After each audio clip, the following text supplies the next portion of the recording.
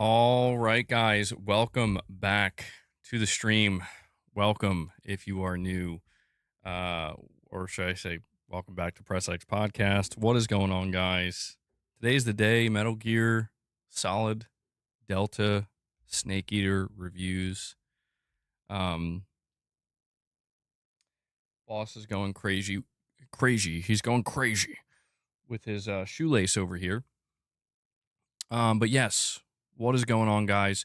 So I did fix the issue. I'll just let you know. Yesterday we were having an issue with anytime somebody dropped, like Corey is right now, memberships or super chats. It was like super delayed. I fixed it.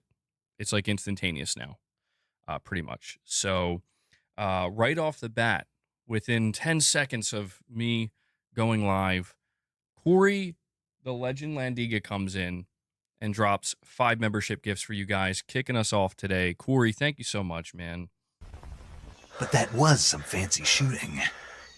You're pretty good. I will add that to the goal here. You guys know how we do it. If we hit 25, we'll feed the beast. Maybe make him do some jumps today. Get some exercise in. Come on, boss.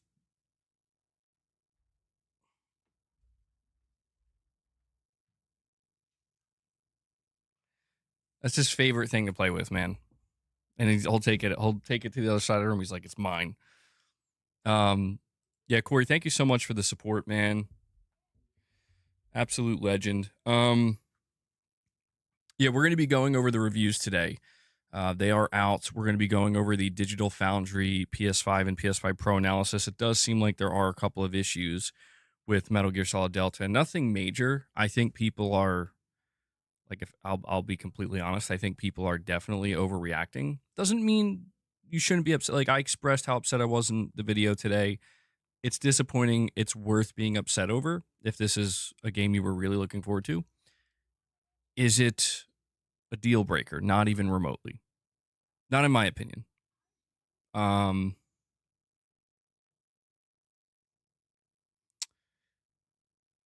on one sec here. What? Okay. All right, let me get that out of the way. Yeah, so Chase, you're saying 3 words for this generation, not good enough. Yeah, I put that post out. It's been interesting seeing what people are coming up with. I put a post out on Twitter saying sum up the PlayStation 5 generation in 3 words. And I mean, that's easy enough for everybody to do, right? Some very diverse words being used. 720p, not a deal breaker. What?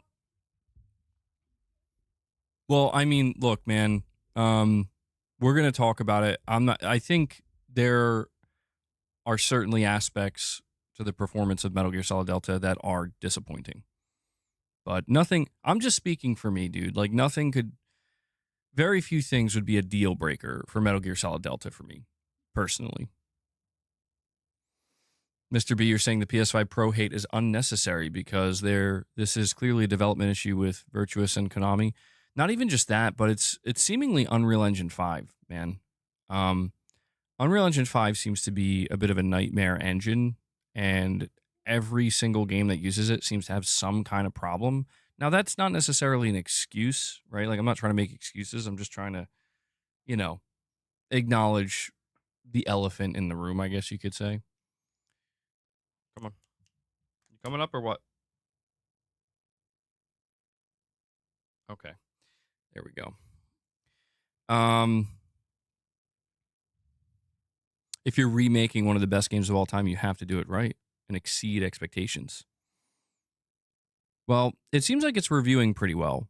There are a couple of mixed reviews that we'll cover. We'll see what they're saying. I do want to preface this entire conversation by making it known that I've already pre-ordered the game digitally. I'm day one. I'm going to be streaming this. I'm going to be playing the shit out of this game. But, I know a lot of people are maybe on the fence or unsure. So hopefully what we covered today will help you make up your mind if you haven't already. We have Lux here with a super chat. Did that come through? I think that, yeah, there we go. It's working. All right, good. Good. It's working. Lux says with a super chat, Konami being Konami, if people go out and buy this in numbers, they are encouraging them to make more half-baked remakes for Remember Berries. I disagree, Lux. I disagree. Um, I I will not tolerate the Metal Gear Solid Delta slander. I'm just kidding. It's fine. It's fine if you feel that way. I disagree respectfully. Um, I haven't seen anything about this remake so far that seems bad, except for the fact that the performance does seem to be struggling a little bit. But I I've said numerous times when it comes to Metal Gear Solid Delta, like, dude, I'm okay with the way they're doing it. Now, there are certain aspects that I can't speak to yet. Like, I have to play it myself, obviously. I have to play it myself, and I'll let you know. If I feel like, man, they should have done more, they should have changed more, I will let you know. If I feel as though, you know what, this is perfect, they kept it exactly as they should have, I'll let you know. I'll let you know. But I don't know, man. I think people are trying to dogpile Metal Gear right now, and I think it's a little bit. Mm, I'm not trying to contribute to that. I'm just trying to be reasonable and expressing my disappointment from the performance perspective. But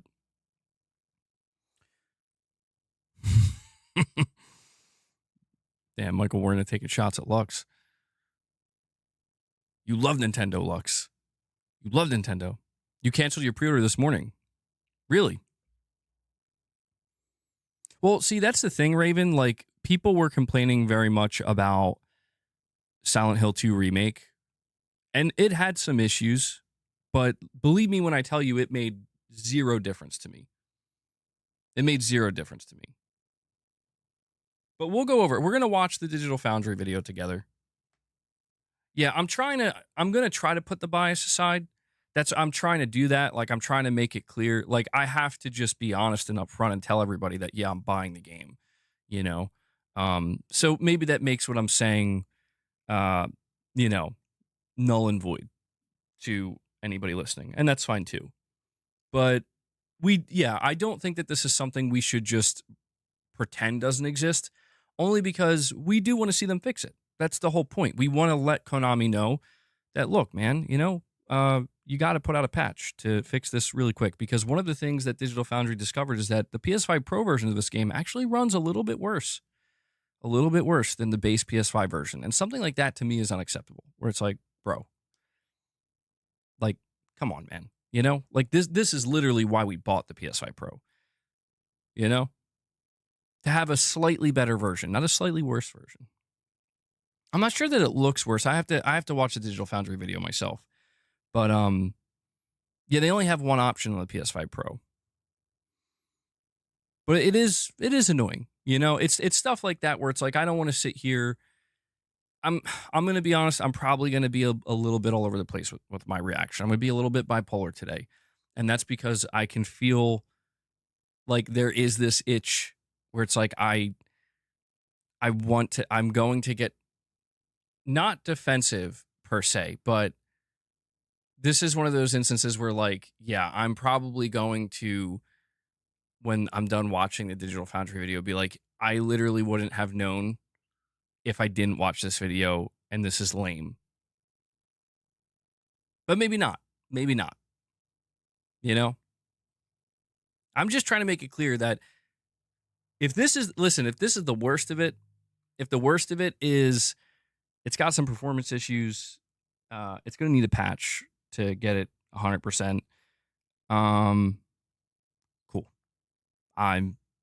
That's not going to, like, maybe with some other games that would make me hesitate. I have a soft spot for Metal Gear, so they got me. They got me. But let's go over the reviews here. And guys, do me a favor. All right, we need to get the likes up. If you could take a moment and hit that like button to help the stream out, I'd really appreciate that. Hold on one sec before I bring up the reviews here.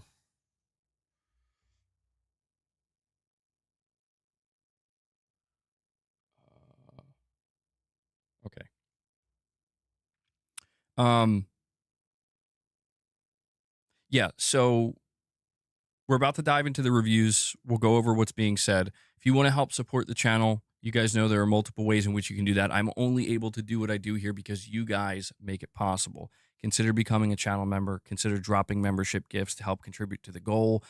Consider dropping a super chat or a direct donation. These are all ways in which you can support the channel and the community directly. We're sponsor free. We've been able to stay sponsor free. It's getting a little bit tougher out here. I'm not going to lie, but luckily we've been able to stay sponsor free. I prefer to keep it that way. And that's because you guys continue to support directly. So a big thank you to everybody who does that and contributes to the channel here. And we have Metal Gear Ray coming in. I love that nickname. I'm glad we settled on that. Metal Gear Ray comes in and drops 5 more member gifts for you guys. And he says, we got to support the community, bro. We got to support the channel. We got to get to 10. And hopefully that'll be the continuation of a member train. Ray, thank you so much for that, man. I'll give you...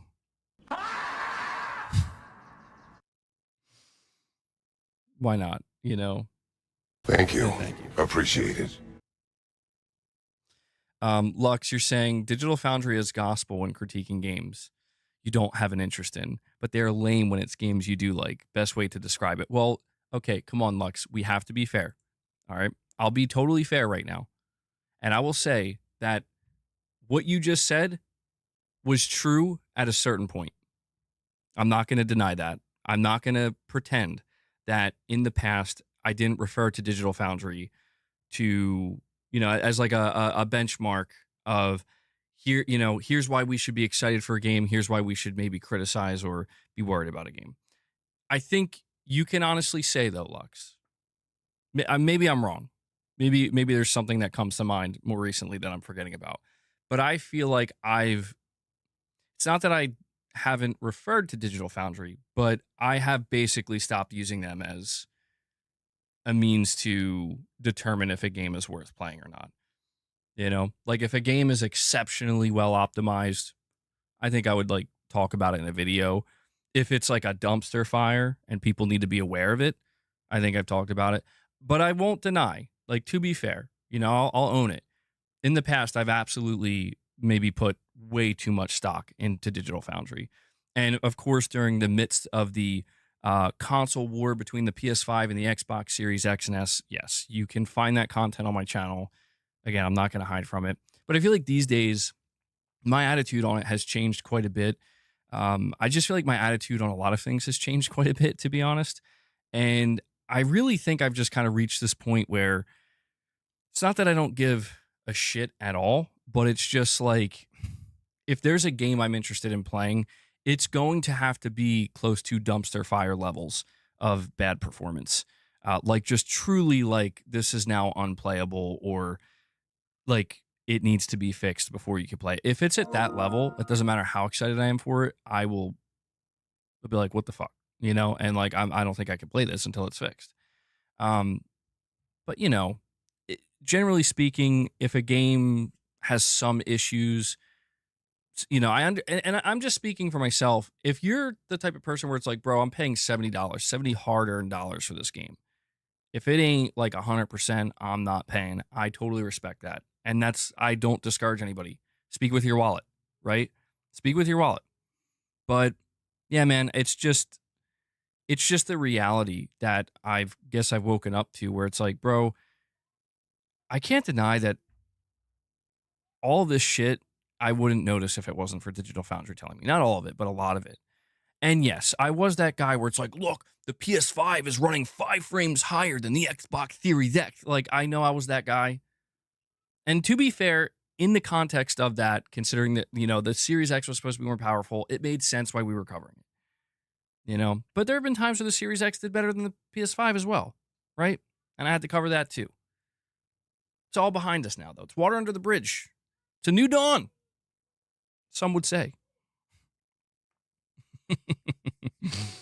Lux is always here trying to keep me honest. He's like, I don't know, bro. I don't know. I remember that video you made about, what video was it? There was like a few. I remember like there was one with Assassin's Creed in like 2020. What was the Assassin's Creed that came out in 2020? It ran like 5 frames better on the PS5 or something, and it was like, "Ha! We told you the Series X sucks." Yeah, good times. I honestly missed that though. It was a little bit toxic. It was, but that to me was when things were kind of like not overly toxic. Like there was some headbutting between the console warriors and stuff, and like the Series X and the PS5, who's going to take the crown for each game. But people weren't, as far as I remember, like people weren't going crazy. These days, people go crazy, and it's like, okay, like this is not fun anymore, man. All right. We have Michael Lynch. He says with a super chat, I know how to fix my being old issue. I know I identify, or I think you're saying I now identify as young. If you can't beat them, join them. I now identify as young. There you go. Problem solved, Michael.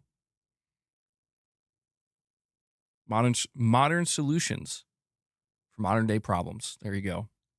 All right, let's hang tight, boss. I know. We're almost there. We're almost there. I know you want your treats. So if we head over to Metacritic, right now, Metal Gear Solid Delta Snake Eater is sitting at an 86 Metascore based on 61 critic reviews. So we're going to go over some of these reviews. I am curious as to what's being said here. In this case, I have to admit, I am more interested in the negative reviews just because this is a remake and a game that reviewed very well. So before we go over the new reviews, we'll go to the original Metal Gear Metacritic, Metal Gear Snake Eater. Oh wait, no, that's the wrong one. So Metal Gear Solid 3 Snake Eater released on November 17th, 2004 on the PlayStation 2, and it had 68 critic reviews, was labeled a Metacritic must play at a 91. And the lowest review you could find for the original Metal Gear Solid 3 Snake Eater is a 5 out of 10 from the Detroit Press, who basically cries that it's too much like Rambo 3. But everybody else who is not stupid gave it a good review. So that is that's the original Metal Gear Solid 3 Snake Eater. And so now if we look at Metal Gear Solid Delta, I'm assuming we're going to get more reviews. It's at 61 reviews right now. I think that number will climb, and it'll be interesting to see if that bumps the number, the Metascore higher, or drops it lower. But it's 61 reviews and 86. Let me look over all of the reviews here. It says 55 of the reviews are positive, so 90% of the reviews. 6 of the reviews are mixed, so that accounts for 10%. And there's zero, as of right now, there's 0 negative reviews, so that's at least good. We have Tarnished coming in with a milestone chat. A member for 14 months. Thank you for that long-time support, Tarnished, saying, MBG, the $1,200 Xbox PC will be stronger than the $500 to $600 PS6. They will play your exclusive games on their PC. I mean their Xbox. Yeah. Praise Phil. Tarnished, I feel like you're coming in. You're coming in locked and loaded. You're coming in swinging. What happened? Did I miss something?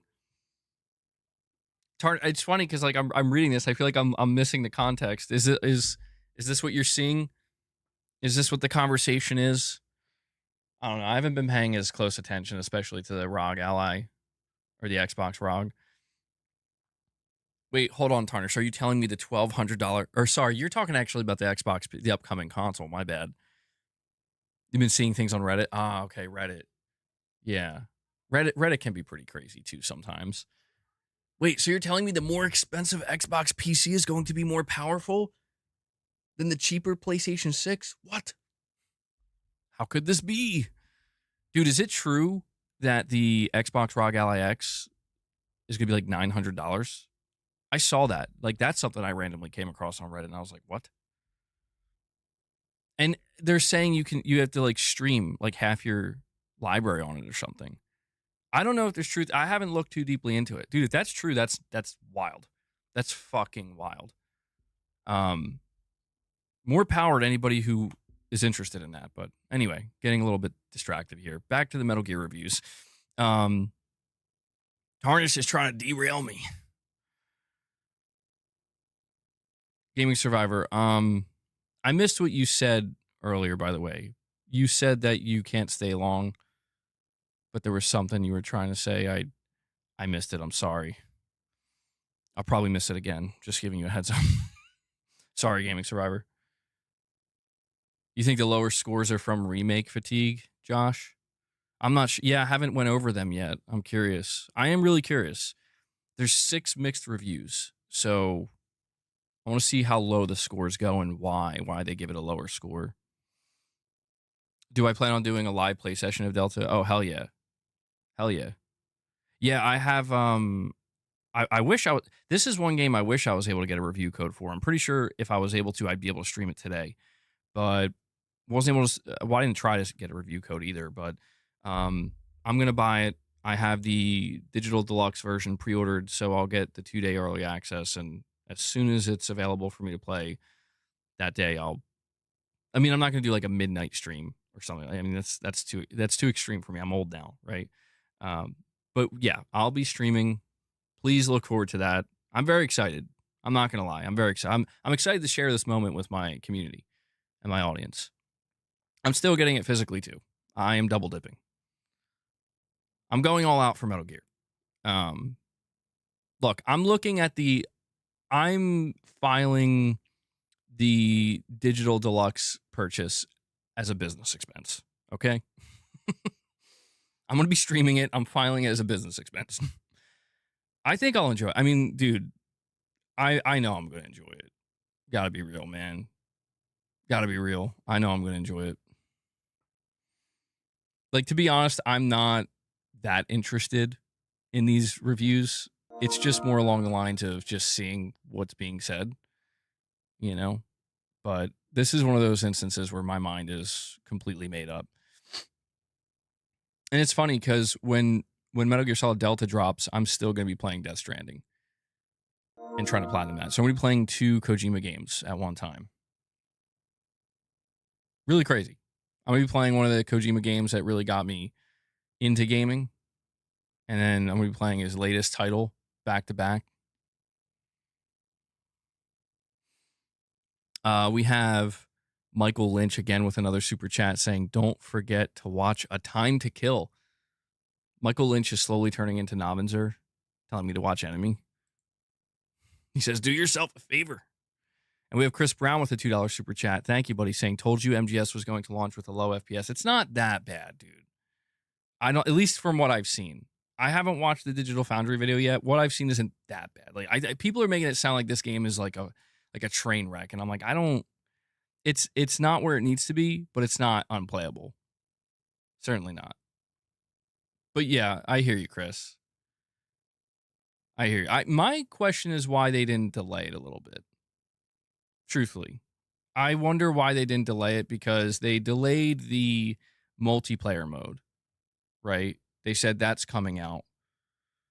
That's coming out after the game launches. They said this fall, so like it could be October or November. And now you have some of these performance issues. I'm a little surprised they didn't delay it, even if it's by just like 2 weeks or something. Like, get that extra optimization, because they're going to release a patch. Oh, you're saying it? No, it drops that low. You're saying it drops to 30 and 40? Really? I didn't think it dropped that low. Well, we'll watch the video. We'll get to that. We'll watch the video and see. Because I'm sure there's more to it, you know.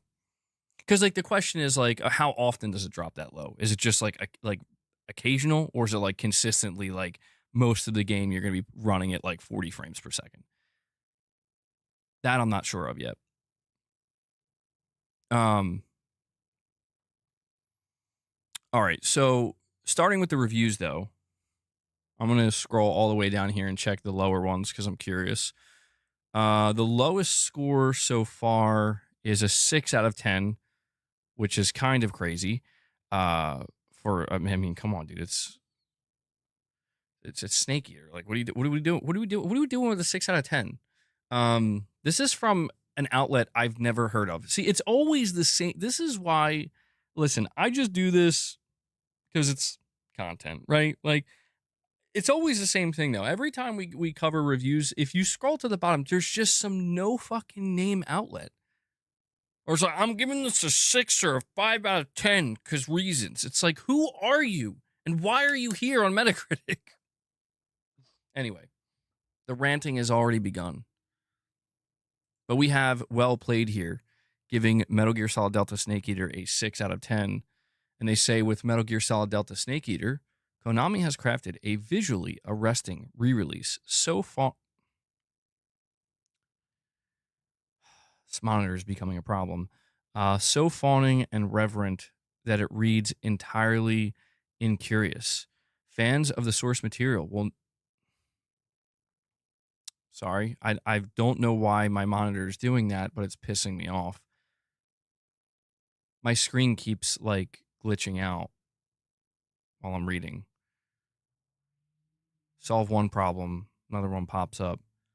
Fans of the source material will no doubt relish the opportunity to play a more modern feeling take on a generational piece of art.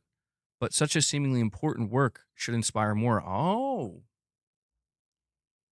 Okay. So we have a review for Metal Gear Delta giving it a 6 out of 10, basically saying that it doesn't feel modern enough, that they should have changed more. Fascinating.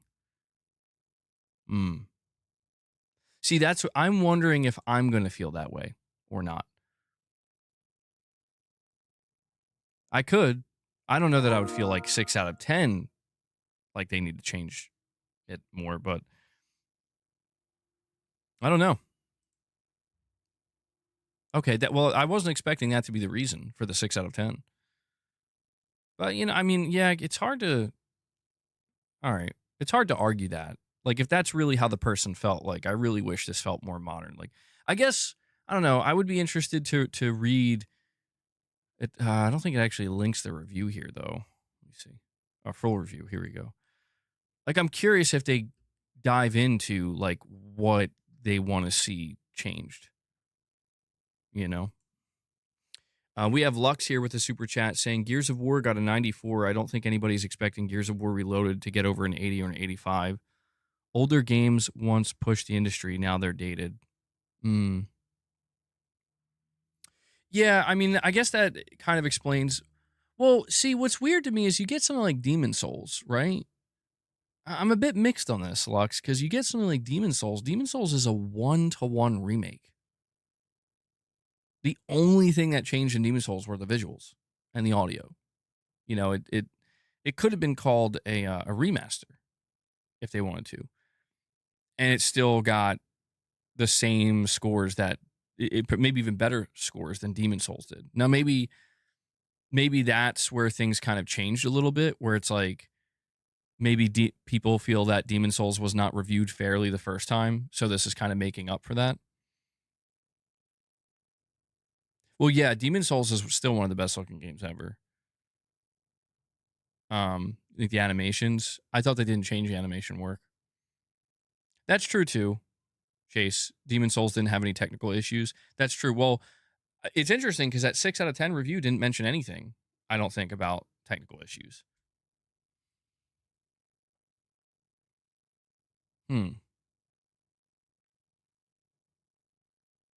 Sony needs to consult you with a boss life sim. Yeah, I feel like Demon Souls maybe is the outlier here. Maybe that was a bad example. Well, let me look at this review. It says Metal Gear Solid Delta is a perfectly fine update to a 20-year-old classic, towing the line between remake and remaster. What we've got here is a full visual overhaul. Oh, this is going to be a fucking problem. Hold on. Guys, I need to change something in my settings real quick. Because, okay, I need to change something in my settings. I need you to tell me if you notice anything visually changing. Okay? Let me know if anything changes for you. I think this should fix the issue.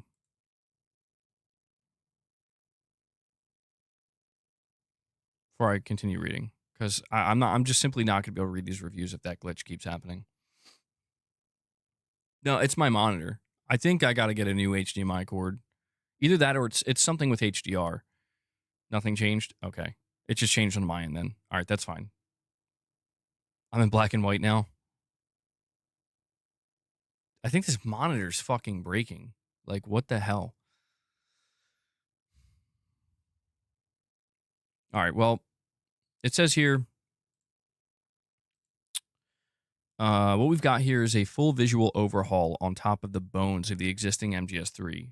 It's a mostly beat-for-beat recreation of the game, as it was in 2004 in both gameplay and cutscenes, but running in Unreal Engine 5 with the option of trading the original's fixed camera angles for a more contemporary camera and control setup. Dubbed New Style, this is far and away the major change to the fundamentals of the game, giving players a familiar over-the-shoulder view and remapping a majority of the inputs to bring it in line with modern action games. To give the project its due credit, the cadence of Snake Eater's stealth action translates quite nicely. I tried switching back to Legacy style, which you can do at any time, for the small cost for a checkpoint reload on a few occasions, and immediately appreciated how much patience I once had for playing with such a limited field of view. And there are times when the uplift in fidelity and art does truly work in concert with the perspective shift in New Style, crawling through tall thickets under the cover of night, self-assured in my sneaking abilities, only to feel a chill running over my spine as the blades of grass around me begin to shift subtly. Okay, bro needs to chill. That's a video game right there. Okay, so he's talking about how good the game looks. So it says a great deal of the original Snake Eater's design carries in an intentionally born of the limitations of its time, such as the way that its Selenoyarsk jungle locale is divided up into dozens of very small zones separated by screen transitions. You'd expect a more ambitious modern reimagining of the game to make the change toward a more seamless environment, but that would require a significant rework of the bulk of the game's design. So, because Delta is essentially a one-to-one creation of the PS2 original, we instead get something that appears cutting edge, but often feels distinctly antiquated. That's not to say that there are entirely no changes here. When playing in New Style, there are some very minor but devious twists in some sequences. I won't spoil anything except to warn that falling back on old tricks won't always help you here. Oh, interesting. Okay. Um, Once again, this is just about being a carbon copy of the original text some 21 years later. After having played through this new form of Snake Eater in its entirety, I'm not convinced it's possible to easily label this a good or bad re release. Visually, it's a treat, serving up sumptuous locales and razor sharp character models that genuinely elevate the existing cutscene direction. But it's all telling the same story. New Style remains at the mercy of some dated game design, but it's a definite improvement. If anything, it's all just deeply odd and a little grubby, retreading old a little grubby, retreading old ground with little curiosity or care to look deeper than the surface level. See, I find that weird. Like, no offense to this person, and I'm not trying to. I'm. I just find it weird where it's like, why do I get the feeling that if Konami decided to do the other thing, where it's like we're gonna reimagine the opening areas, or just we're going to reimagine this game and completely change the areas and the environments and levels to where they're all seamless now, and it's almost like open worldish, right, or open zone. Why do I get the feeling that fans would lose their minds and be like, why are you changing Kojima's vision? How dare you? You know. But here's the part that confuses me.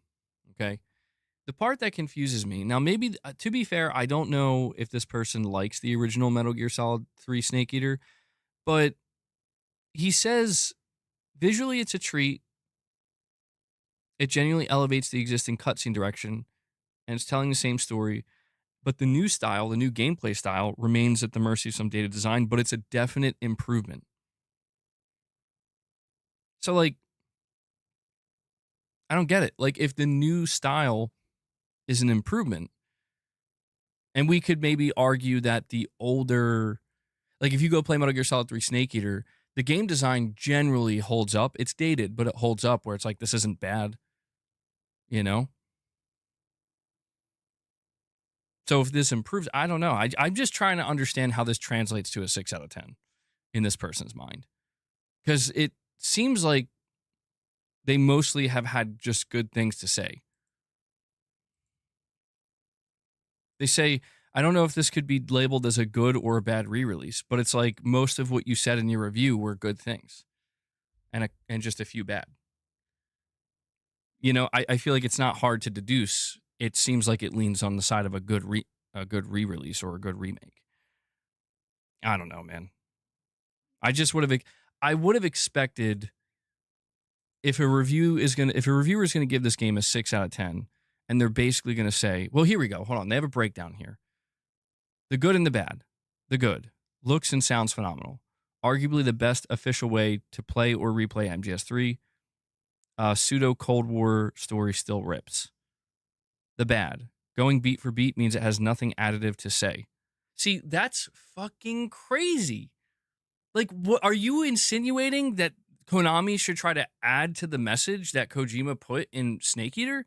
Because I could tell you right now, you're the only person that thinks that. Nobody wants them to change the story or the structure of the story and the message and the theme. That's crazy. I don't understand that. I mean, I know, Josh. I know. I don't understand. I don't understand how you can honestly list that as a negative, as a reason to dock points. You could say you want that. I think it's unfair to list that as a reason to dock points from your review. Just being honest. So the next negative is PS2 era gameplay foundation feels even older under the new coat. That sounds fair. I have to see that I have to play that and experience that for myself. I'm a little nervous of that. It says the HD version we already have is perfectly fine.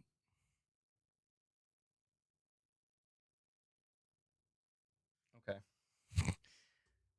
That's okay.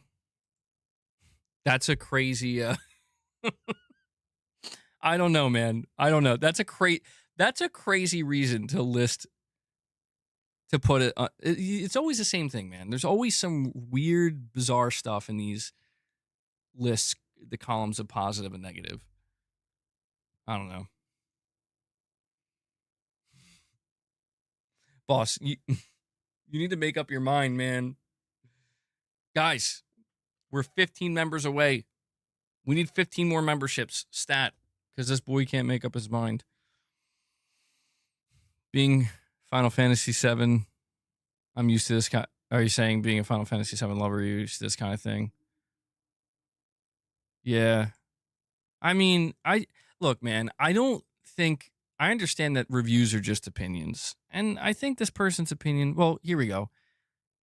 They summarize it by giving it a 6 out of 10, saying flaccid snake. Okay. With Metal Gear Solid Delta Snake Eater, well, we read that part already, but that's what they summarize it as, flaccid snake. Look, I understand.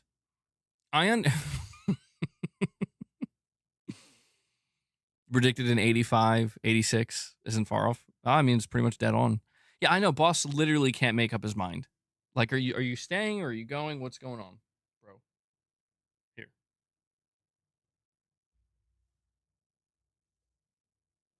Come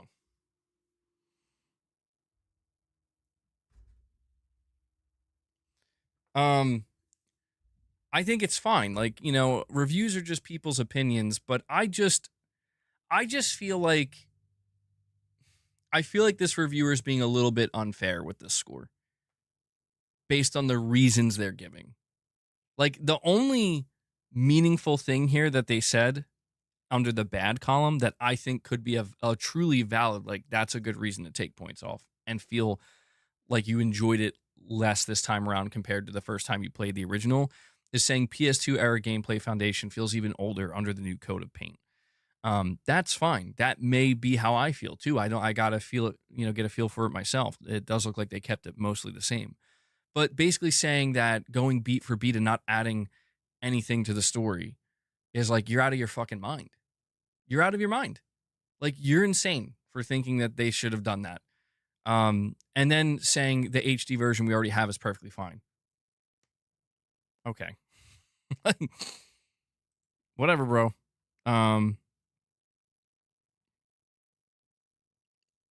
Square put millions into the remake trilogy, and some fans act like it's a poor quality project. Yeah, I mean, I guess it's always going to be this way with these remakes, MBG, if Kojima would remake it, it'd be 90 plus on meta.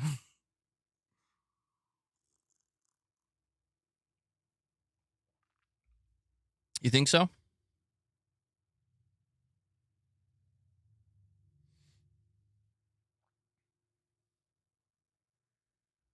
All right. All right, let's go check out the next review in line. The next review is a 7 out of 10 from GaryOnline.pl. Who the who?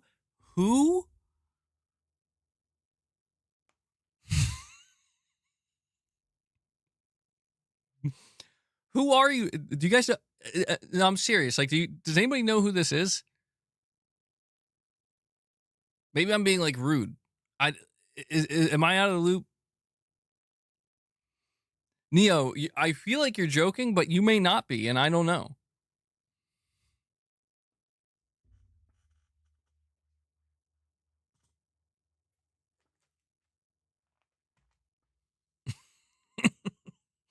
Thank you for clarifying. So, a 7 out of 10 from Gary Online. Well, it might not be Gary. It says GRY Online. So maybe that stands for something. I just read it as Gary for some reason. We'll just stick with Gary Online. They say MGS3 Snake Eater is one of the best games I ever had the pleasure of playing. The remake, although it could have been done better, will also allow you to taste some of its genius. Just some.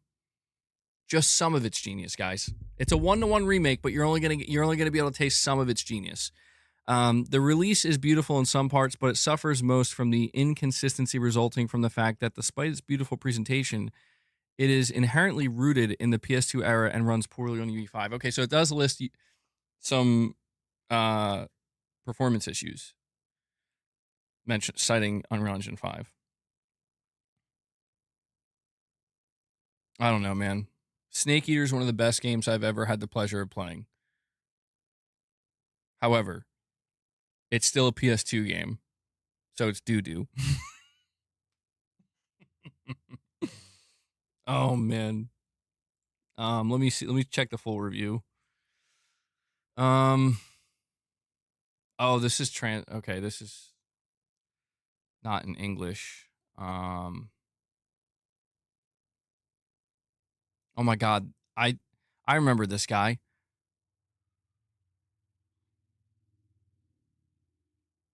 All right, pros. It lists for 7 out of 10 pros. It's still brilliant. Snake Eater. Thank God they remembered about legacy mode, which eliminates many of the remake's problems.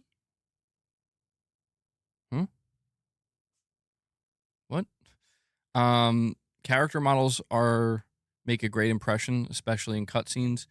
Classical music still sounds great. The return of Snake versus Monkey mode and some additions for fans. Cons. The new aiming doesn't fit this game at all. That's interesting. That's a very interesting con. Very specific. Oh, wow. Okay. Really? And we have Hellbound 1981. I'm sorry, I'm a little bit late, Hellbound. He comes in, he drops another 5 membership gifts for you guys. Hellbound wants to keep this member train going. He sets you guys up. We are 10 memberships away. We're members. You still become a member. We're 10 away. Look at boss. Look at this, bro. 10 away from being able to feed the beast. So, oh, sorry, I didn't put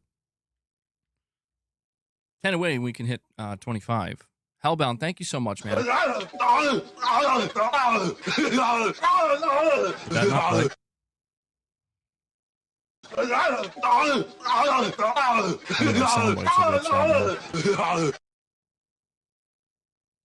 Okay, I guess it's playing, but I can't hear it. Something's going really wrong with my setup. It did play. Okay, so I played it twice. Sorry about that.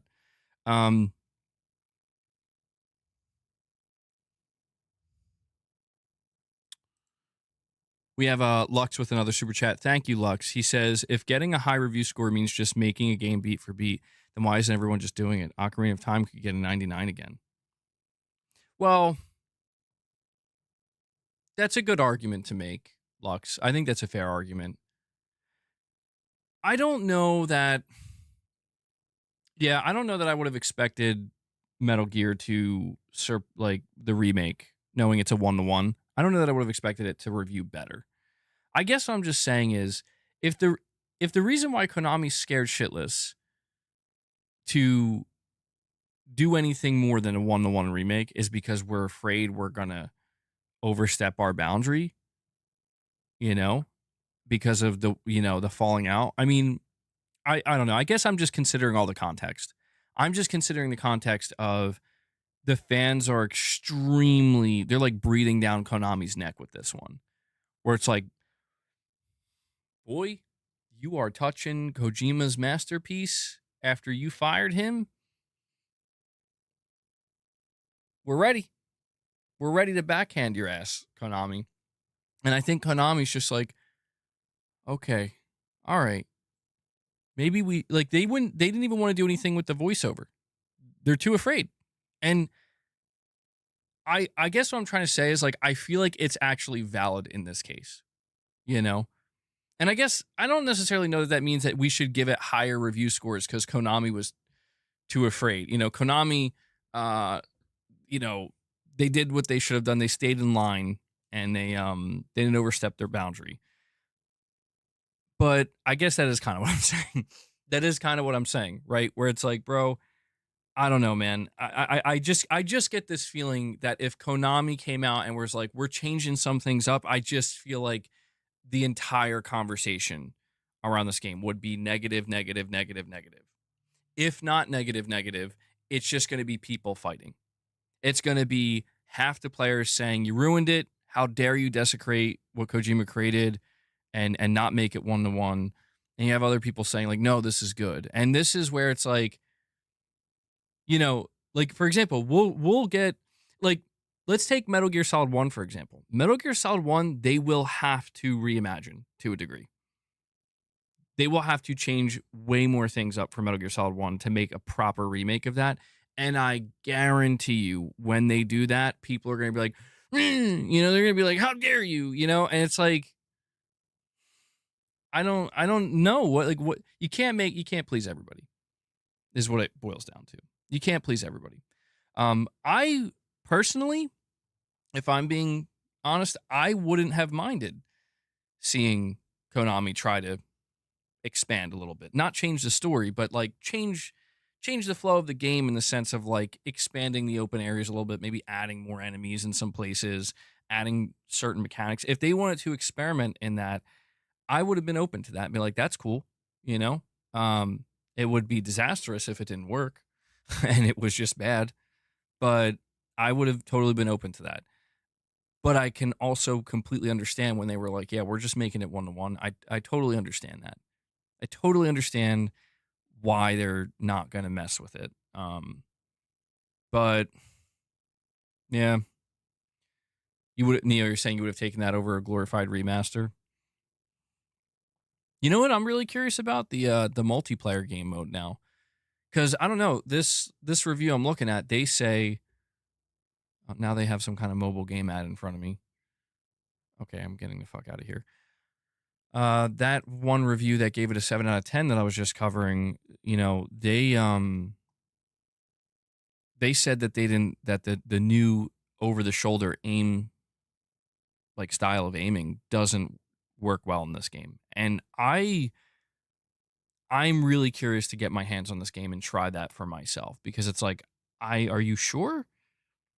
Like, you can still go in first person if you want, just like you could the original. But to me, that over the shoulder aiming seems like the biggest. It seems like the biggest improvement, you know?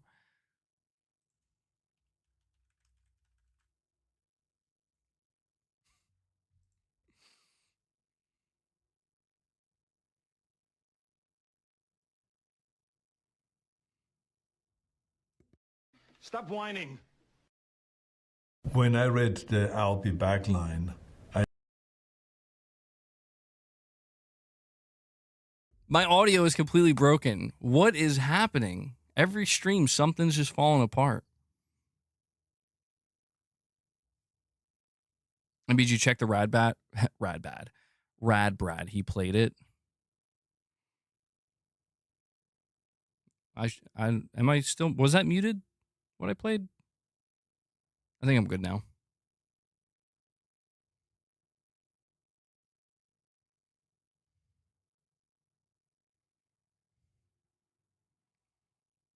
PC has Ape Escape? I think so. I don't think I need a new setup. I think there's something wrong with this monitor. Truthfully. The reviewers weren't even born when the original launched. Did you know Broccoli Rob is Brad's cousin? Rad Brad's cousin.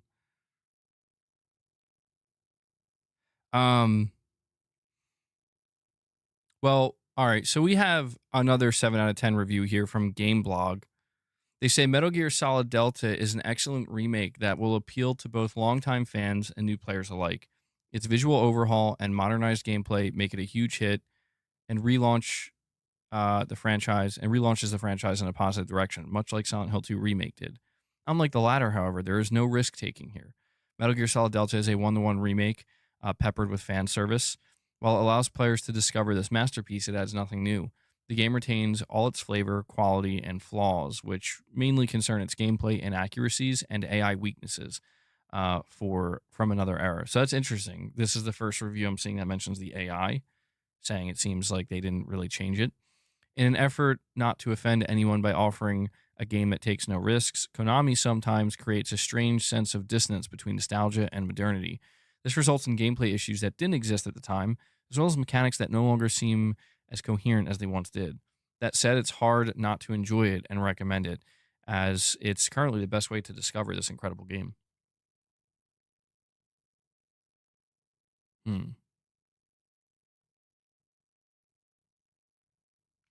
I think I'm hearing like a beeping or something. So far that's 3 7 out of 10 reviews, and all three are basically saying the same thing. All three are saying that they needed to do more, like take more risks. We have Game Cult, 7 out of 10, saying Metal Gear Solid Delta doesn't change the game. It rather does the bare minimum to bring itself up to date. Fortunately for it, MGS3 is a fantastic game with undeniable charm and rich creativity even today. It's an adventure you finish with pleasure and enjoy replaying over and over to master every aspect of it, making it a worthwhile investment. On the other hand, one can't help but feel that Metal Gear Solid 3 deserved better. The result here is that MGS3 is still a highly effective soldier, strong as ever, but trapped in a body whose only youth lies in its aesthetics. It's up to you to decide what you truly expect from it. That last analogy was kind of weird. And then we have Inverse giving it a 7 out of 10, saying Metal Gear Solid Delta Snake Eater is a game in an odd place. I get the reverence to the original, especially with series creator Hideo Kojima no longer involved, and the bad blood that ensued between him and Konami. I get the hesitancy to retouch a game considered as one of the greatest games ever made, but then I question what the point of remaking Snake Eater is at all if you're going to try and keep everything exactly the same. And then the last 7 out of 10 is comicbook.com saying, while much of MGS Delta does qualify as a remake, other aspects felt like Konami was simply cutting corners and, if anything, playing it a bit too safe. The result is a game that is still a ton of fun to play and is likely the best way to play Snake Eater in 2025. Still, with the original version of MGS3 readily available on modern platforms, I would have preferred Delta to make some bolder swings and be reimagined from the ground up to truly differentiate it from its source. There's a couple of 7.5s here. Checkpoint Gaming. Seems like they're listing the same reason. VGC gives it an 8 out of 10. VGC says Metal Gear Solid Delta Snake Eater does exactly what we wanted it to. It's a way to play the PS2 classic on modern hardware with a fresh coat of paint and contemporary controls. While those looking for a more expansive remake may be left wanting, translating much of MGS5's excellent gameplay to the PS2 classic is more than enough for us. After a difficult decade, Metal Gear is back. All right, we're going to go to the top now and start reading some of the top reviews, see how they differ from the lower ones. Let's see. Got a couple of 10 out of 10s here. All right, so we have Gaming Bolt saying Metal Gear Solid Delta Snake Eater is a faithful, gorgeous remake with modern polish, tighter gameplay, and fun extras. 10 out of 10. Digital Spy says if you adore Snake Eater, Delta has a chance to fall in love with it all over again. If you've never experienced it, this is a modernized classic that is a must play. Hold on. List the positives. So really quick here, Gaming Bolt, they say 10 out of 10, the good. Excellent story that more than holds up, gorgeous visuals and lighting, revamped animations, and CQC modern third-person camera works great, tighter combat and controls, streamlined camouflage and codec system, improved AI, feels more aggressive. So according to Gaming Bolt, they did improve the AI and it feels better than the original.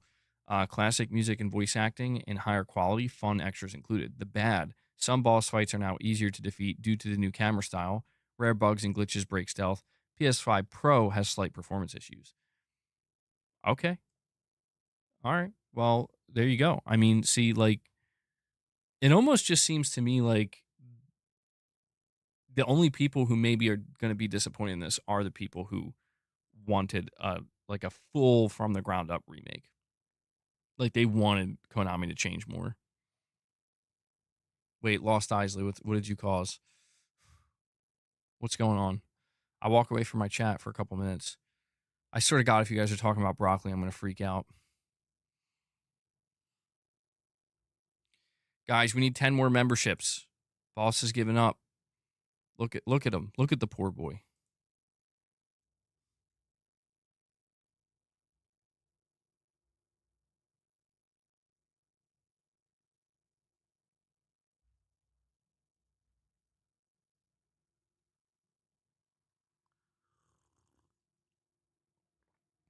In MGS2, each enemy had their own identity, which was really cool and way ahead of its time. Yeah, that was kind of crazy. GameLiner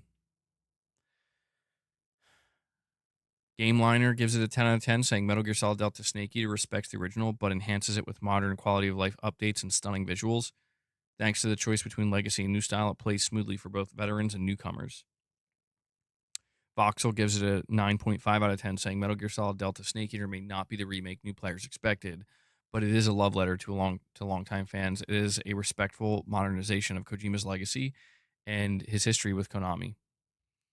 Game Informer gives it a 9 out of 10, saying Metal Gear Solid 3 did not necessarily need a remake, but now that it's here, I'm not sure I will ever be able to go back to the original version. Let me see if they list pros and cons here. They do not. Hardcore Gamer, 9 out of 10. Game Blast, 9 out of 10. Push Square gives it a 9 out of 10. Push Square says one of the most faithful remakes ever, Metal Gear Solid Delta Snake Eater, has made a stealth classic feel modern all over again. Its light but meaningful gameplay updates enhance interaction and feel, while a visual overhaul allows it to rub shoulders with the PS5's graphical elite. By staying so loyal to its source text, Metal Gear Solid 3 is now just as incredible today as it was over 20 years ago.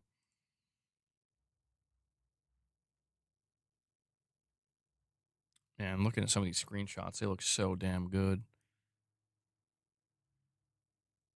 So the positives that they list, Push Square, that is, they give it a 9 out of 10. Best version of MGS3 ever. Excellent visual presentation, improved stealth gameplay, wonderful characters and story, inventive boss encounters. Cons, a very unsurprising package, and slight frame rate drops. Let's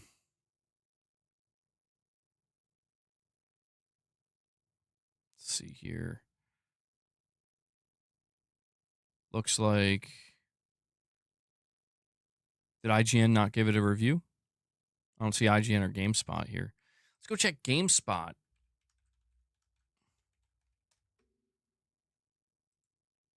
GameSpot gave it a 9 out of 10.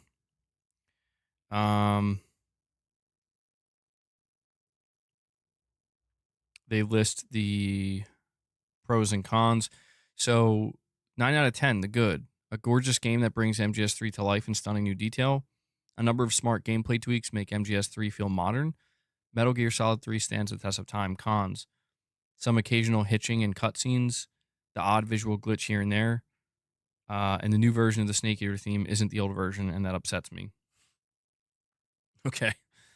I think that was Timur Hussein who reviewed that. So there you go. And Corey the Ledge, I'm sorry, I'm very late. I'm keeping Corey waiting. And boss, Corey the Legend Landiga comes in, and he does it. He does it for our boy. Boss knows it. Holy shit. He drops the 10 bomb on you guys, bringing us to the 25 goal. And then Jake Skew comes in and says, we're going to keep it going. We're going to go past 25. He drops a single gift, reminding everybody you can drop single gifts, and they do help. So Jake brings us up to 26. Boss, you ready? Boss, do you read me? It's time to feed the beast. He's purring so loud, dude. All right, let's go, boss.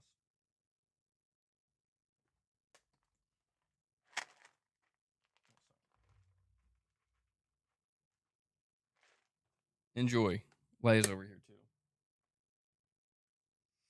Thank you so much, Corey. Really appreciate you coming through for boss, as always. We know he's the one in charge. We have a Digital Dude 27, member for 16 months. Digital Dude, thank you for being a long-time member, bro. You're saying you got to give boss 16 handfuls of treats for 16 months. We'll just say 16 treats, which he's definitely got more than, well, I don't know. He has at least 16 treats there. If I give him 16 handfuls, Digital Dude, he's going to get sick. There is catnip in there, too. Got to be careful. Got to be careful. But yeah, Digital Dude, thank you for being a longtime member, bro. You know I appreciate that support. But yeah, generally speaking, it seems like MGS Delta, we're going to move on to the Digital Foundry analysis next. But MGS Delta, Snake Eater, still sitting at an 86. It seems like it's doing well. There's also a PlayStation blog that they put out where they interviewed, I think, the director of the game, and he says a couple things. Might check that as well. Respect boss's authority. That's funny, dude. He really is the one in charge. Boss, when you're done, we're gonna get a couple jumps in with your shoelace so Leia can have some. We have Lux with the super chat. Lux, thank you so much, man. Lux, you've always been a great supporter with super chats as well. You're saying obviously always play games for yourself. Never go by these companies. Most get paid or exclusives by being nice. Gaming Bolt gave Starfield a 100. Jesus. Yeah, well, I mean, dude, that's the thing. I do think that there really are truly unbiased reviewers out there.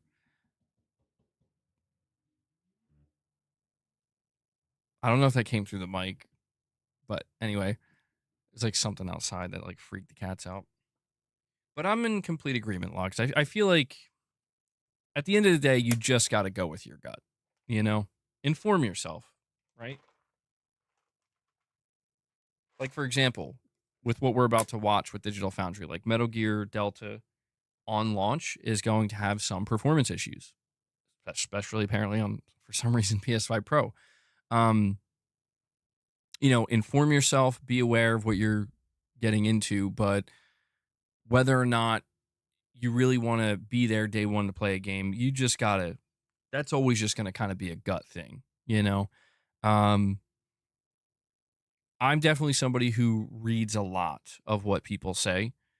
And, you know, some of the reactions that I've seen from people And I tend to overreact myself, to be clear. Sometimes I'm like, oh, wow, I definitely overreacted.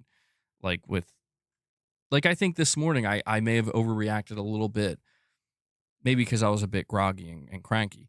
But, I think I overreacted a little bit where it's like, this is, well, I didn't say this is bullshit, but I'm like, this is like unacceptable. Like I put out like a tweet about it. And if you read that tweet, it definitely reads like, so you're not buying the game and playing it. It's like, oh no, I'm buying it.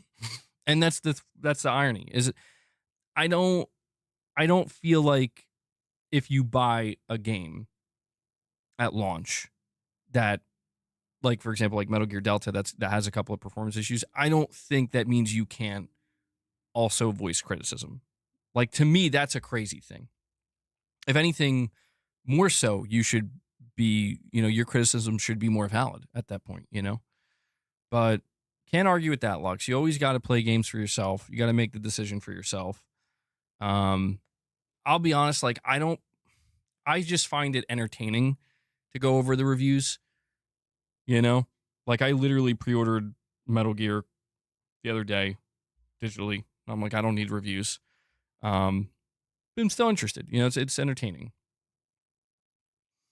Let's bring up this Digital Foundry video, though. Hold on one sec while I get it set up. I do have it up here. Although I have to fix my audio. There's something wrong with my audio. Hold on.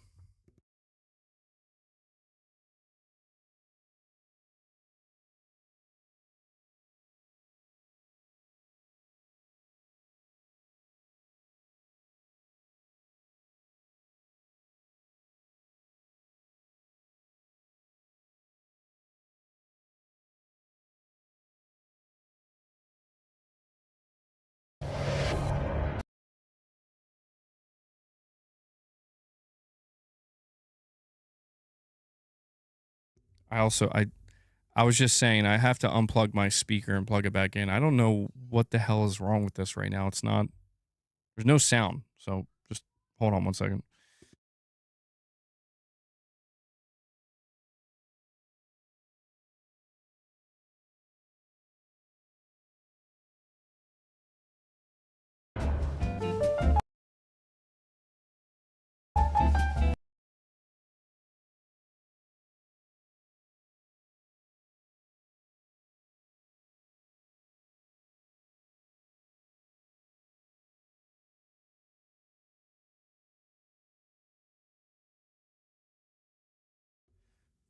Let me see if that fixed it.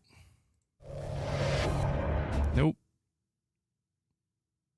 Are you fucking kidding me? Like, I just don't have audio?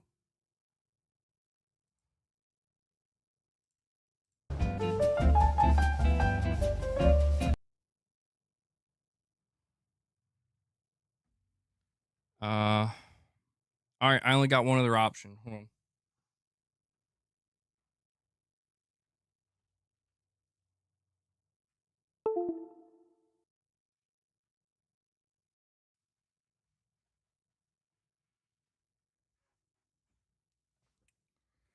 Let's see if this fixed it. Okay. All right. I had to switch my other monitor. That did fix it. So let me just pop out the chat here and we'll watch this together. Sorry about that. With the technical issues. Always with the technical issues, man. Always some bullshit going on.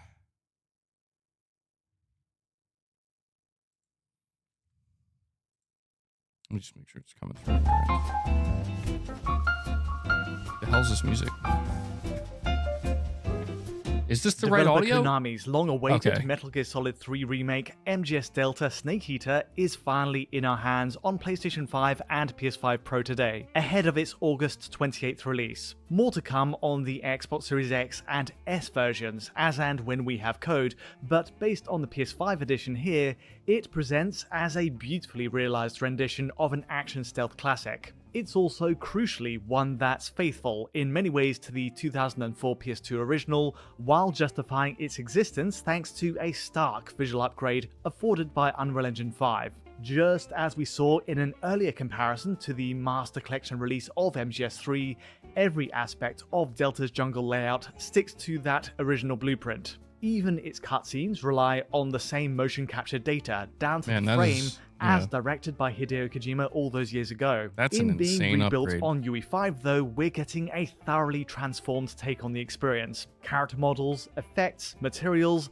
lighting are all brought to the cutting edge, complete with a global illumination system for indirect light bounce and shading, likely via UE5's software-based Lumen GI. You're saying the original looks trash now? In sticking to the tight, segmented area layouts, divided by fader blacks, as on the PS2 original, MGS Delta's level of detail can afford to be dialed up to a remarkable degree as a result, often making it a marvel to look at.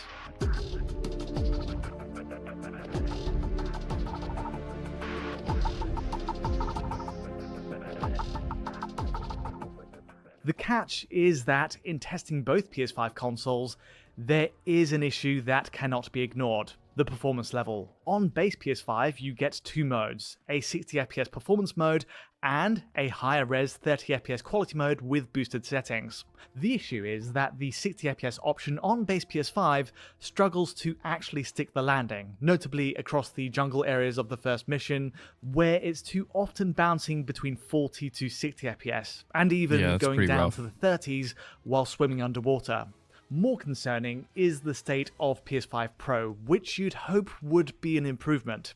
PS5 Pro has no graphics mode toggle at all, and rather, Konami combines the benefits of both base PS5 modes into one single way to play. That is, the boosted settings of the quality mode, but running at 60fps. This all-in-one approach fits the mission statement Mark Cerny had for PS5 Pro, but the problem is that performance at 60fps struggles, and in fact, in this configuration, PS5 Pro can run at a lower frame rate than base PS5. That's crazy to me. Like, how...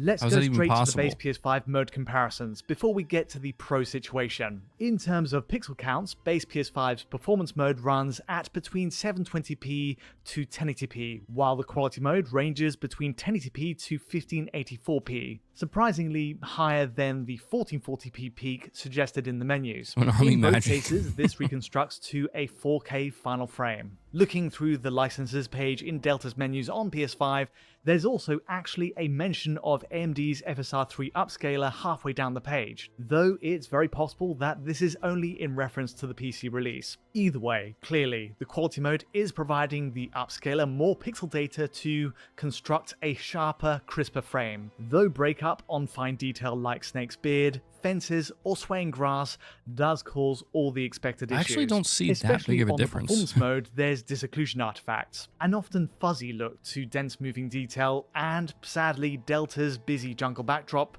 sets the scene perfectly for those artifacts to appear.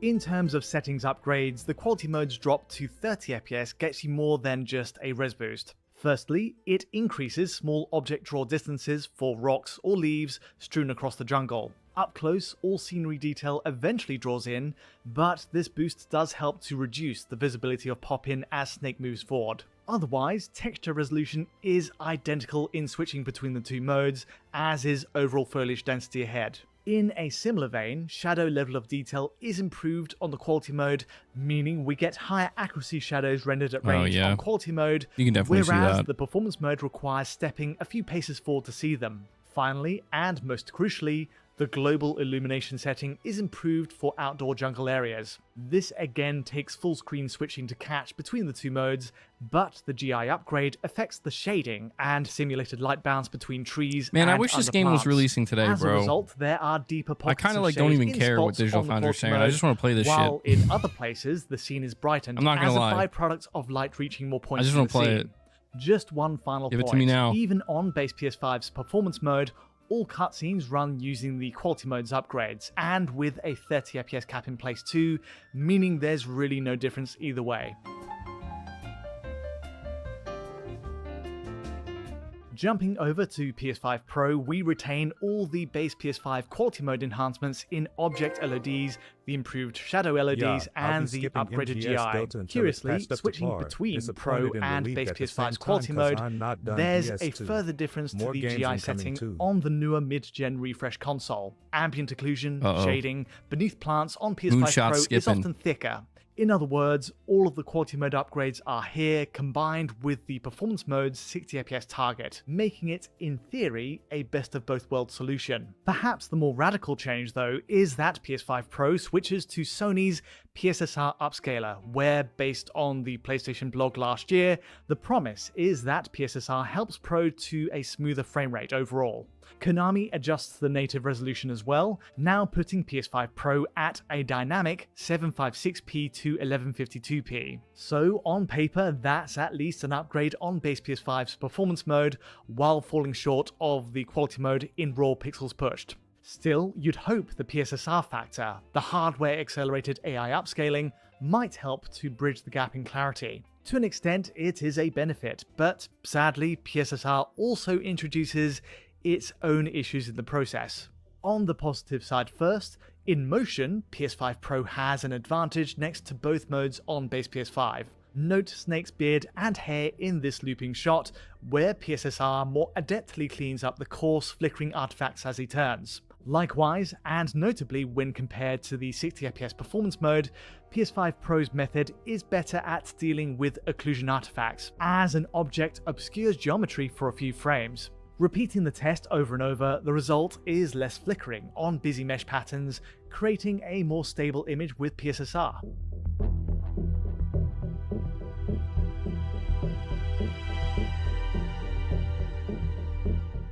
On to the downsides next for PS5 Pro. Point number one is that often you'll notice that PSSR appears to resolve details to a lower resolution overall. Zooming in by 4 times on a still moment, distant details like grass resolve to a crisper result via base PS5 scaling method. Yeah, that's not good. Surprisingly, even on the performance mode. Partly this is the upscaling method, but there's also the raw resolution metrics to consider, which are on average lower on PS5 Pro before the upscale even begins. So I put this to the test. For example, this early shot overlooking the jungle ahead puts base PS5's performance mode at 864p. Well, you know, I'm going to get a little snarky for just a second. When people are presented with the PS5 Pro improvements, they'll tell you they don't see a difference. I don't see a difference. You find out that this version of the game on the PS5 Pro runs a little bit lower, which is unacceptable, of course. But suddenly everybody will notice it. Oh yeah, I can see that. I can definitely see that now. That's clear as day, right? You get what I'm saying? It's not a two-way street with a lot of the criticisms out there, man. But that is crazy. I don't know how Konami even manages to do that. How does Konami even manage to fucking produce a lower resolution on the Pro than the base PS5? Like, dude, it literally nullifies the reason to have a PS5 Pro, at least for this game. Get it together, man. Maybe they need to do more work with the upscaler. I mean, the idea of it running at a lower internal resolution, yeah, but I don't know, I'm like looking at I'm looking at these three and I'm not seeing a huge difference. The graphics mode on the base PS5 does seem to look the best though.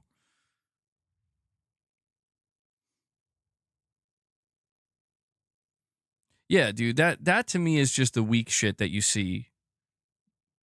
You know what I mean? Like, Konami needs to fix this. Like, straight up. It is unacceptable. If you're going to have a PS5 Pro version of the game, it's got to look and run a little bit better. You know? Bullshit. But what's also bullshit are the people who are like, when you show them a game that's fully optimized for the Pro, and they're like, I don't see a difference. I don't even see no difference. And then you show them something like this, and they're like, oh my God, that Pro version looks like ass. Look at that. Look at how much worse it looks. It's like, what? You know what I'm saying? Like, they can only notice it under, like, when it's convenient for them. But no, at the end of the day, the fact of the matter is you buy a PS5 Pro, you expect to get a better version of a game. Konami, you still have a couple days. I don't know if they'll be able to do it. A lot of people are holding out hope that there's going to be a day one patch, to correct some of this shit.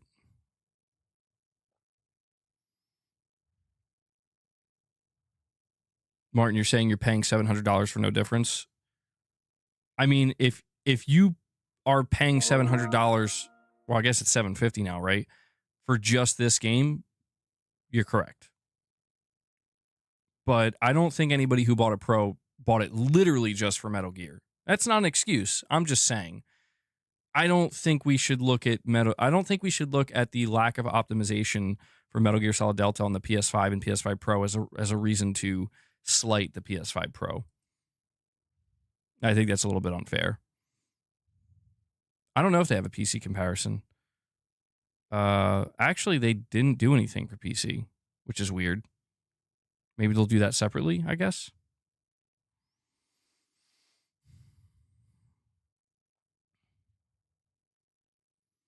You're really curious to see how Silent Hill F is optimized. We have Bobby Heckelmeyer with a super chat saying, dude, remember when this and Silent Hill 2 were just rumors in 2020? This gen has already flown by. Yeah, I remember, bro. Bobby, I absolutely remember. Yeah, it's crazy. Here we are. Apparently focused on all the wrong things.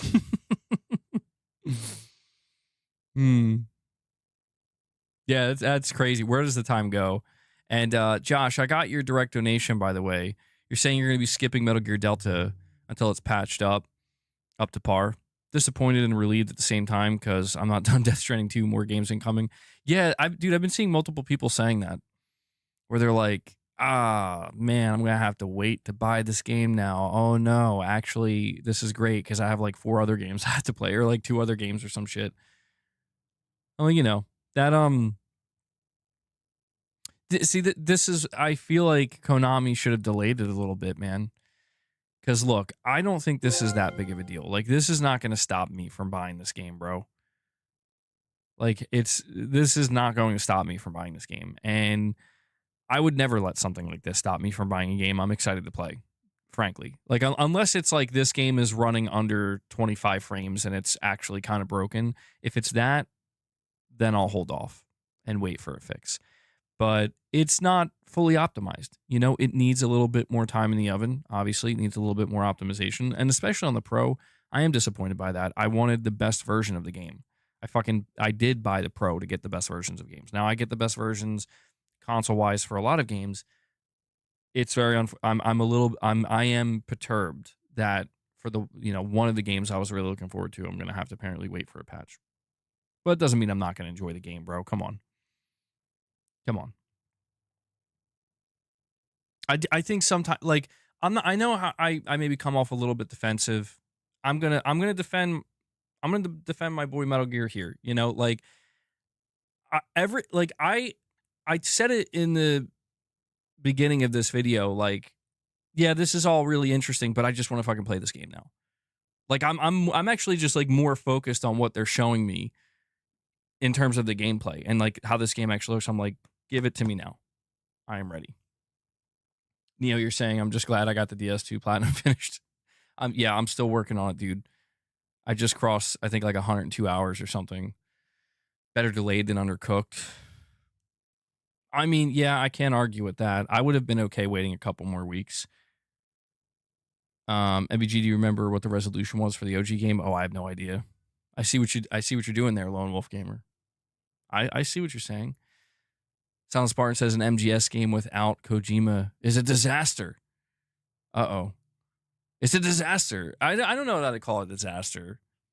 I will say it's getting the attention that the lack of optimization is getting. I have to admit it's getting like way more attention than I would have expected. Like I don't know. There's like I've been seeing like quite a few people being like, "Oh, I canceled my pre-order," and I'm like, "Really?" I mean, I get it. I'm not saying you shouldn't. Like we do need to send the message to Konami This is why I'm still, even though, like I said, I'm going to be a bit bipolar with this. I can't deny that. Like, even though I will look at this and say, I don't give a shit, I'm still playing it. I don't care about any of this right now. Give me my Metal Gear.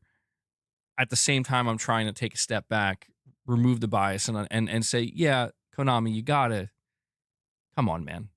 Like, you, like, it makes me wonder, like, were they kind of just hoping that like this wouldn't be something that people,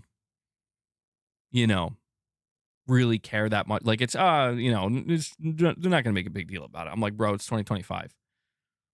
Like, this game better come in locked 4K 60 FPS, or they're you're gonna have problems. You're gonna have problems, Mr. B, you're saying I expected better. And I can wait to see if they fix it, and for potential sales. Well, they're gonna fix it, dude. Like, they put out, I think, their marketing today on Twitter, and that's all you see people saying. I don't know, man. I guess I'm coming at it from the perspective of somebody where it's like, I love Metal Gear Solid 3, man. Like, it's kind of like Lone Wolf Gamer asking me what resolution was the original Metal Gear Solid 3. I don't fucking know. And I didn't care because it didn't matter. It didn't matter, and I can't deny that this is tugging at the nostalgia string so aggressively for me that, like, yeah, I just got to be real about it, Like, I can't wait to play it, even with some of the performance issues, bro. I'm just glad it's not worse. I'll be honest. There are some areas where it looks like it's pretty rough, but, like, I think I'll live. I think I'll survive when I'm playing through Metal Gear Delta on my Pro. If some areas drop to 40 frames, I think I'll live. I remember when I was playing Final Fantasy 16, dude, it had some of the same issues. There were performance issues with FF16, and everybody's making a big deal about it. I'm like, yeah, I notice it, and it's happening, but it's not. They need to fix it. I think they did eventually. I don't know if they fixed it, but it's like, I don't. That's not really what I think about when I think about my time with FF16. I don't really think about that. I think about how awesome the game was. Shadow Link, a longtime member for 19 months. Shadow Link, thank you for being a longtime member, buddy. I appreciate it. You're saying, MBG, honestly, I'm late and don't fully know what's going on, but I only care about dropped frames in the reviews. And when I get the game, it's NBD. LOL. Yeah, right? That's the thing, man. Like, as I'm watching this Digital Foundry video, I'm like, oh, man, that's not good. Oof, that's rough. Meanwhile, like, the game, the day the game drops, I'm like, let's fucking go, baby. I'm fucking wearing a mullet and everything else. Am I still double dipping? I'm still double dipping, bro. I can't deny. I got to get the game physically. But I want to stream it day one, as soon as it's available. So, tax write-off, like I said. Yeah, dude, Mr. B, hopefully Konami doesn't take that long. Hopefully Konami doesn't take that long with updating it like they did for the Master Collection, because that was crazy. Silent Spartan says he loves MGS3 too much to tolerate a shit port. Silent Spartan standing on business, bro. MBG, so you'll never call out a game with performance issues in the future? Well, no, I am calling it out. I am. Listen, all right, listen. Lux, let's. All right, I'm gonna whittle this down, okay? I think the disconnect here is, I will say, Konami, you need to do better than this. Okay, we've been waiting for this game for multiple years since you announced it. I think it was even delayed at one point. You got to come in, and it's got to be fully optimized. You got to do better than this, especially on the PS5 Pro. You got to do better. This is nonsense. Okay, get your shit straight. But then the follow-up question is, all right, so are you really upset? Like, how upset are you about this, MBG? I'm upset enough to call them out and say, yo, what the fuck? if you ask me if I'm upset enough to not be there day one playing this game, I can't lie to you guys. I would be lying if I took it any further and made it seem like, you know what, bro, I can't do this. I would be lying. You would see me come out here later this week being like, all right, Metal Gear Solid Delta stream, even after everything I just said. It would be a lie, and I can't lie. I can't lie like that. Lux, I already told you it's a tax write-off, man. But don't you understand tax write-off?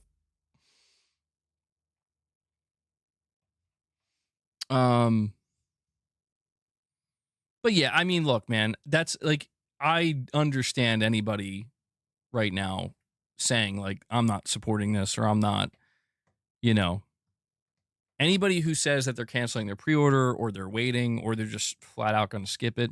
I totally respect it. You know, I do think that this is the risk that Konami runs, where it's like you decided not to delay the game. You decided to put it out unoptimized, or not fully optimized. It's clearly optimized, but not fully. It needs a couple more patches probably, or at least one good one. And, you know, it's like, yeah, man, you can do that, but you're running a risk. You're running a risk that people are going to, you know, what if that Digital Foundry video starts taking off? What if it starts trending that it's got a bunch of performance issues and it negatively impacts your sales? At that point, it's like, yeah, maybe you should have just taken the extra couple weeks or month if need be. How bad is it? It's not like, I mean, it's a bit egregious in some areas. Like, it can drop into the 40s and sometimes even the 30s in the 60 FPS performance mode. I'm trying to figure out, though, because we're halfway through the video, we got to finish it. I'm trying to figure out how consistent it is, though. Like, if it's throughout the whole game or if it's just like a few areas. That's the one thing that I'm still not sure of. Oh, I did forget to update my member goal, by the way. Let me do that. We're at 26. Well, I gotta let Luna in real quick.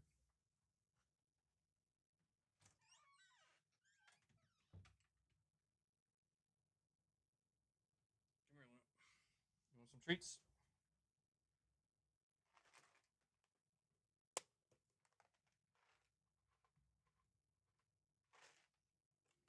Luna's a little bit late, as always. All right, let's finish this out. In this exact frame, the quality mode at 1412p, and then PS5 Pro trails behind at 756p in this moment. In other words, PS5 Pro. I'm sorry, I forgot to read. Neo, a member for 17 months. Neo, thank you so much. At Play Has No Limits, he says, if Kojima were to remake MGS3, in your heart, do you believe he would keep it completely 1-to-1? What do you think that looks like? Absolutely not. I don't think he would keep it 1-to-1. No, I am certain that if Kojima were to remake Metal Gear Solid 3, he would go crazy. I feel like Kojima would go crazy. He just, like, I just get that vibe. He probably looks back at Metal Gear Solid 3 and has 100 different ideas of what he would have done, what he would do differently now with today's technology. If we were, that would be an ideal world where Kojima was still at Konami and was like, I want to remake MGS3. That would be the ideal world. That would be crazy. I mean, I feel like it would be almost like not a completely different game, but shit would be like open world, you know? He would try to cram everything that he's put into Metal Gear Solid games that came after MGS3. He would try to cram all of that into the remake if he chose to do that. I mean, I don't know that Kojima would ever do a remake in the first place, but yeah, I don't know. Like, I'm still kind of holding out hope. I got to be honest. I'm holding out a little bit of hope that Konami, they have an ace up their sleeve where they're like, guys, we have a day one patch that's going to fix this. That would be their saving grace. Because I have to imagine right now I don't want to say they're panicking, but they're seeing this. Like, dude, this video has over 112,000 views. You know, this is what people are talking about online. I don't know.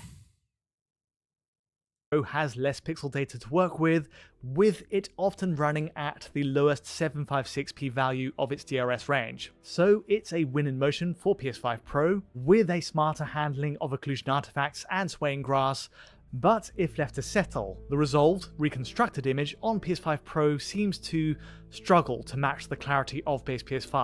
All right, so yeah, see, this is kind of what I mean, though. Like, I didn't see anybody talking about this, but what he just said is pretty damn important to me. He just said that the PS5 Pro wins when it comes to the game in motion.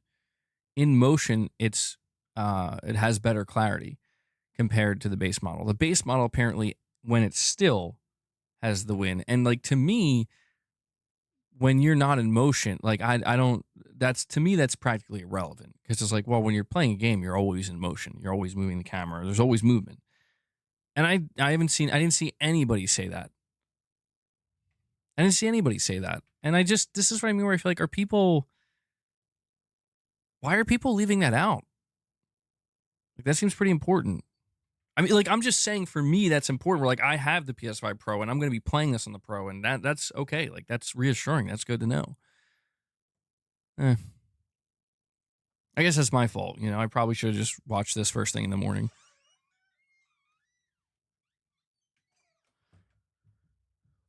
You think, but you're saying, yeah, but PSSR works better at higher resolutions, 1080p above for a 4K image. That's true. Yeah, we've actually seen that before. Let's see.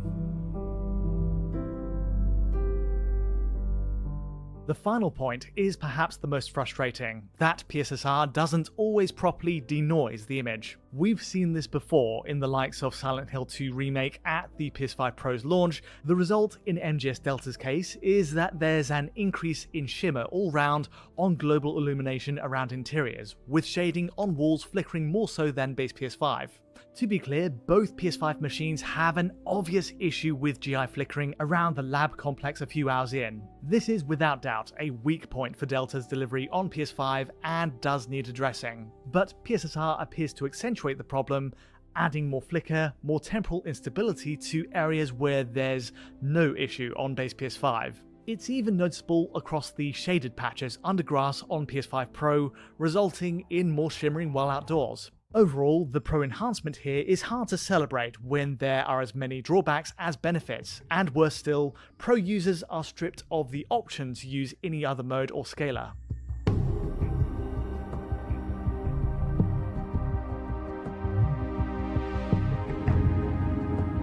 And I still feel like it looks really Delta's good, though. Performance is also a disappointment. The performance mode on base PS5 targets 60 FPS, and the outlook is reasonable to start at least. Snake's initial landing area on the Virtuous mission, the Crocodile Swamp, and a late bridge section all run at between 48 to 60 FPS, with frame rates more often resting at the upper end of that range. In other words, it's ideal VRR material for those with display supporting that technology, and with VRR active, you should get a perceptually smooth experience. This all changes, however, once you hit Razvet, the early compound filled with Ocelot's guards. The high enemy count here, plus those explosive barrels, all conspire to tank that frame rate during combat, and we're more realistically operating at between 30 to 50 FPS. I'm taking a more run and gun approach in this case, but even sticking to stealth, this that does crazy sadly drop, fall man. outside the VRR window on PS5.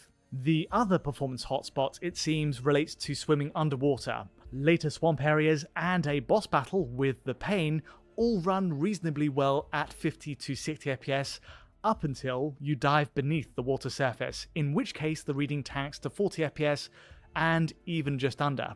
MGS Delta on base PS5 has Don't go a underwater. serious range in performance then, and there are action-heavy segments Underwater where you'll strip spend makes more it time 30 under FPS, 60 man. FPS than at the mark. As an aside, John and Rich have seen the Xbox Series X build at Gamescom, and while we can only provide limited impressions going by eye, it does seem Series X has similar performance issues to PS5 in targeting 60.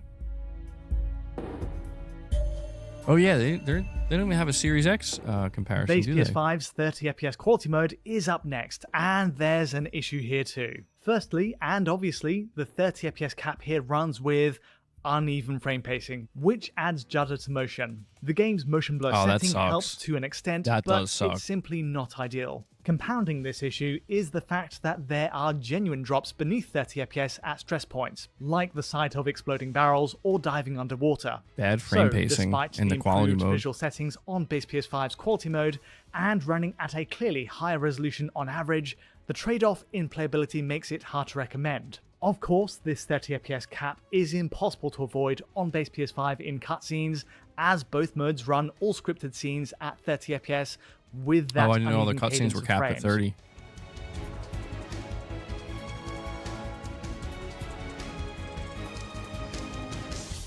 Moving on to PS5 Pro, matters are made simpler, of course, by having only one means of playing the game at 60 FPS. Cutscenes, in this case, run entirely uncapped to 60 FPS, which on the plus side means no uneven frame pacing at 30, but on the downside, they're often way off the mark with a range of 40 to 60 FPS.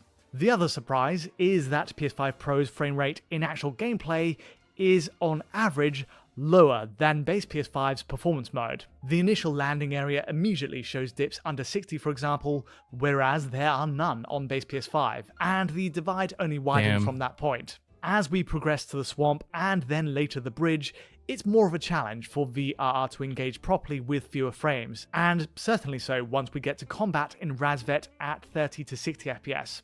For perspective, in comparing the two PS5 machines directly with a matched route, the base model is enjoying up to a plus 7 FPS advantage over Pro hardware. Every segment of the jungle, it seems, takes preference to the lower LOD and GI settings of base PS5's performance mode, plus Base its lower PS5 DRS range, owner and W. of course the absence of PSSR as an upscaler. Really, it's hard to see an upside here when, again, PS5 Pro users are stripped of a graphics mode toggle, leaving no backup option behind. It's also tempting to imagine how the base PS5 setup, with its lower settings, might have run on Pro hardware if left exactly as is, and if we'd have actually locked closer to 60 FPS in that case. On the plus side, some areas do run better on Pro overall later on. The lab area, for example, a few hours into the game does hold closer to 60 on PS5 Pro, while base PS5 falls shy with a 50 FPS reading. For interior sections then, Pro might have an advantage, but Man, Konami certainly better be for fucking outdoor cooking, jungles, bro. the results are a clear, unexpected downgrade. Jesus. Konami's like, back to work. As a remake project, Metal Gear Solid Delta has a great deal going for it. It's clear that Konami has carefully considered its balance between honoring the 2004 original and bringing its visuals and I love controls that up new to over-the-shoulder date. mode, It even though, man. includes a neat string of extras like looks the great. Snake vs. Monkey The minigame, over-the-shoulder a suite camera of angle. color grading filters, and an option to revert to the MGS Oh. series signature controls. In light of all that attention you to can see the detail, filter it's a on it. surprise then to find performance is a lesser priority for Konami, on PS5 consoles at least. Optimistically, there's still potential for a day one patch to save the day, and for the record, these tests are running on version 1.1.1. But based on the evidence 1.1.1. here, there's a lot to address in performance terms, with the PS5 Pro Edition All right, being the place most your needed bets. attention. That's Place your all bets. from me Is there gonna today, be a though. day one if patch? you did enjoy this analysis, feel Hold on. I want to put this as a poll in the chat. Let's see.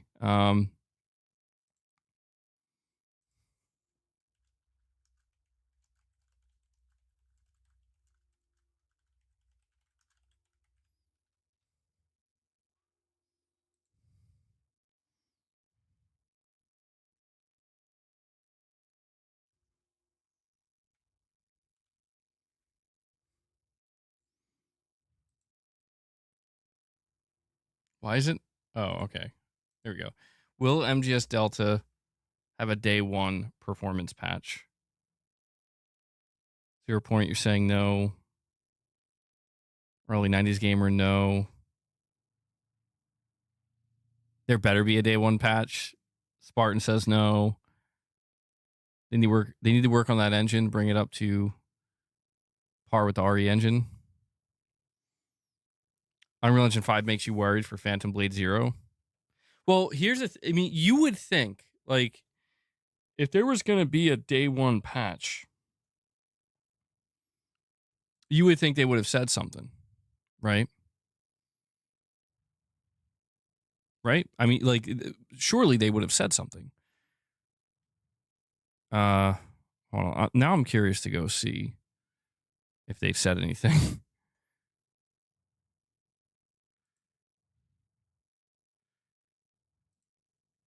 Man, this is getting me down, bro. Why can't anything just be? Why can't Konami ever just get anything right the first time? All right, let me go see. I'm gonna go on the official Metal Gear Twitter.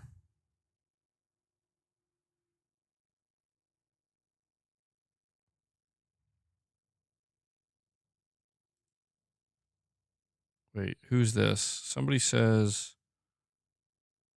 a lead technical designer at Climax Studios, ex PlayStation, in reference to Metal Gear, saying, I really don't think it's an Unreal Engine 5 issue. I know lots of well optimized Unreal Engine 5 games. Team's inability to utilize the engine is the problem. Unreal has a lot to offer. It's a dev power fantasy. If you're not careful / haven't done your tech audit, it would be your mistake, not the engine's. Interesting. Wow, we even have like developers chiming in here. Yo, Konami's feeling the heat right now, dude, over this. Oh shit, did you guys see this? They have Claire Obscure Expedition 33 Mirror Edition, full game on disc, exclusive tuck box featuring Renoir, three exclusive character art cards, exclusive steelbook, $60. So they did like a re-release of a special edition for Claire Obscure. All right, hold on.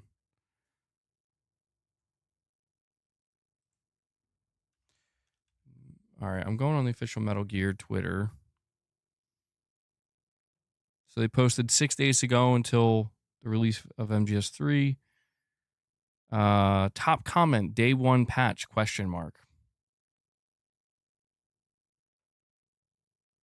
I'm a big fan and would have bought this day one, but I will now skip it because of the tech being a mess. Pro runs and looks worse than the base PS5. Can't keep 60 on either system. 30 FPS cap, has bad frame pacing and no cap option at all on Pro. Noisy lighting artifacts indoors, no sale.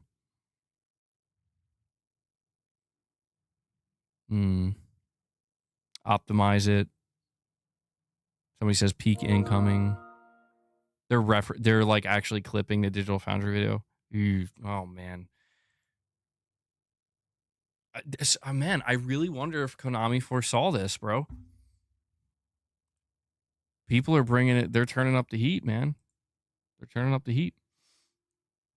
Lux, you're saying here with a super chat, probably lots of fans like you who will buy it regardless, even buying it twice, thus showing Konami they don't have to do shit and still make money.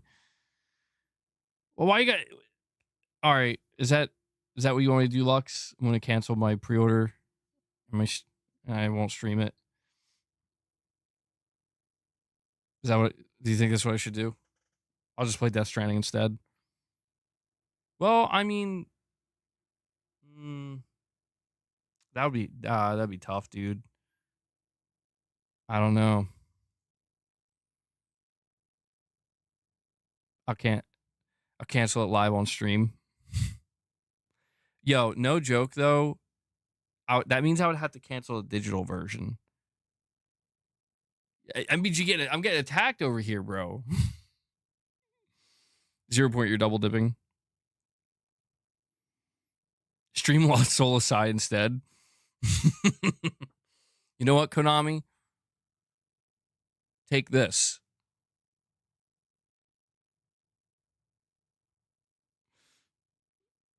Stream Lost Soul aside. Well, hold on. Lost Soul aside, that comes out. I actually don't think that comes out the same day. I think it comes out literally the next day. I think Metal Gear comes out the 28th. Lost Soul the 29th. Ghetto God, you're going to get it when it's $20.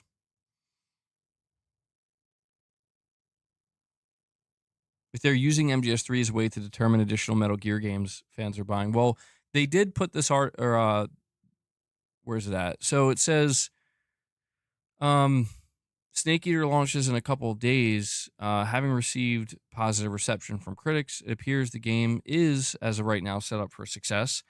And Konami is already thinking about, well, no, that they were the director of the game was asked straight up, like if they're going to do more.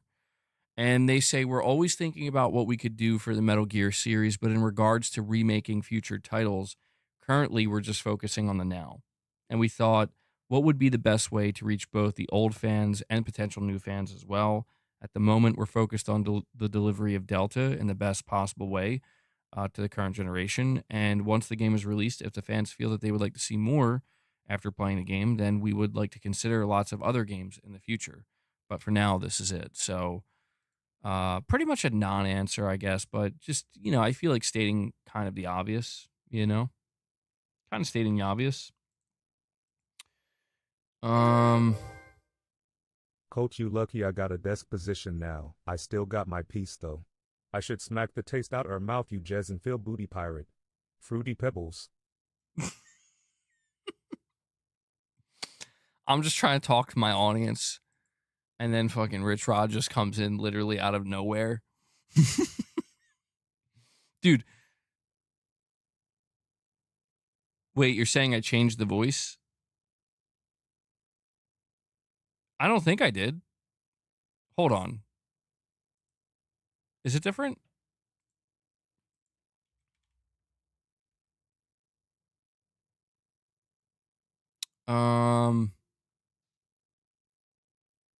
Where is it at? Hold on. I'm going to check. It's for tips. What voice do I have enabled? Gregory? That's the name?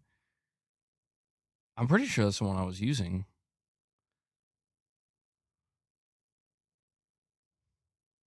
What's Matthew saying? Let's try this. Play it one more time. Colt, you lucky I got a desk position now. I still got my piece though. I should smack the taste out her mouth, you Jez and Phil booty pirate. Fruity Pebbles.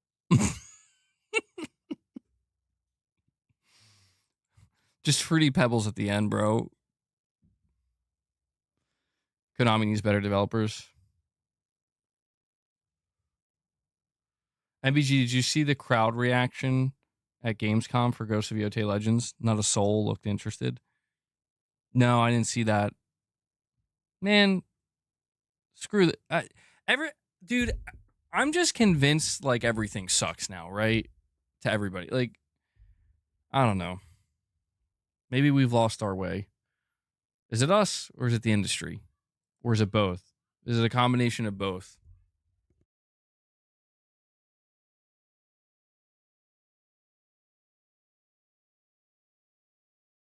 IGN put a short out for it. Gamescom Yotei hype was non-existent.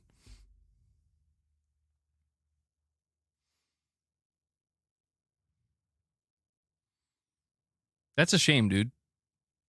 Yeah, I don't know. People should be hyped for it. Like, I mean, come on. Like, I could understand if Ghost of Tsushima Legends was bad or not good or just like mediocre. But Ghost of Tsushima Legends was very well made. I thought it was very well made. They even had a raid, dude, which was actually pretty difficult. I mean, my assumption is they're going to improve upon it even more with Ghost of Yotei. I mean, I don't know. I guess I could understand why, like, maybe there's a lot of people don't even know what that is. Like, what's that? Like, am I supposed to cheer now? Maybe they weren't aware of Ghost of Tsushima Legends. It's the world as a whole, Irfan. You thought Gamescom was trash? So the video's on IGN. Legends was fine. I just think what they could have done for the single player with the money they're spending on Legends.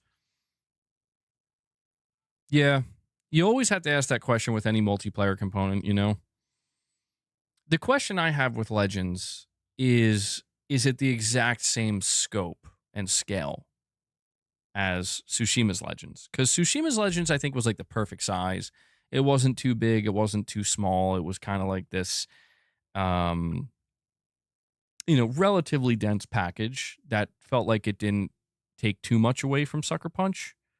But yeah, I do wonder what Sucker Punch is planning on doing beyond Yotei and Legends. I mean, people want them to return to Infamous, which would be awesome. It would be crazy to see them go back to Infamous.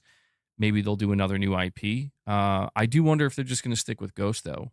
Like, if they're planning on sticking with Ghost, then they probably are already in the early phase, like their pre-production phase of figuring out Ghost 3, whatever that would be. I'm curious to see if Ghost of Yotei does as well, like across the board as Tsushima. Because I see what you guys are saying. I noticed that there is not as much hype, generally speaking. There's not as much hype for Yotei. There's definitely more hate for it for some reasons I think are nonsensical. Other reasons I think are a little bit more valid. I still see a lot of excitement though, but it's just not on the same level of Tsushima. So I don't know. I mean, Sony seems confident in it. Sucker Punch seems confident in it. I wonder what the pre-orders look like, right? Like, are the pre-orders right now stronger than Tsushima? Are they the same? Is it tracking the same or is it less? If it's less, I wonder what they would think of that. You think Assassin's Creed Shadows maybe did hurt Ghost of Yotei? It's possible. It's certainly possible. I mean, but that game got a ton of hate too, right? And it seemingly did fine. Well, did it do fine? I don't know. I think it did okay.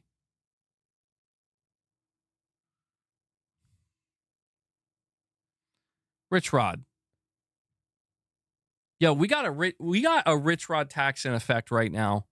I wasn't going to tax him the first time because it would just read the message. Now he's making me read this shit.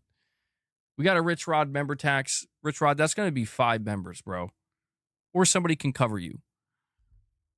Bro's doing it again. Rich Rod, a member for 25 months, says Colt got impregnated by Jets. Okay. First, I'm not reading that part. Fruit McNugget. Fruit McNugget. Now Phil wants a DNA test. Dude, I cannot read this message. I'm trying, and it just gets worse. Just say butterscotch next time. Bro's talking about the craziest shit. I'm just over here trying to talk about Metal Gear and Ghost of Yotei. And Rich Rod's got to be like, yo, Fruit McNugget. Okay. All right, Rich. Rich Rod, you're taxed, bro. No more. YouTube allowed it, so it's good to read. Dude, just because you can doesn't mean you should. Understand this, Rich. Don't tax/tariff Rich Rod. He pays your mortgage. Yeah. Rich Rod does it alone, bro.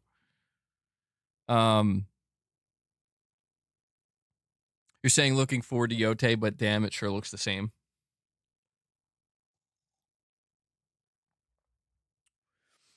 I mean, I do wonder if Sucker Punch were to be done with Ghost after Yotei for a while, and they were to say move on to a new IP, I genuinely wonder like what they would think of or what they would come up with. You know?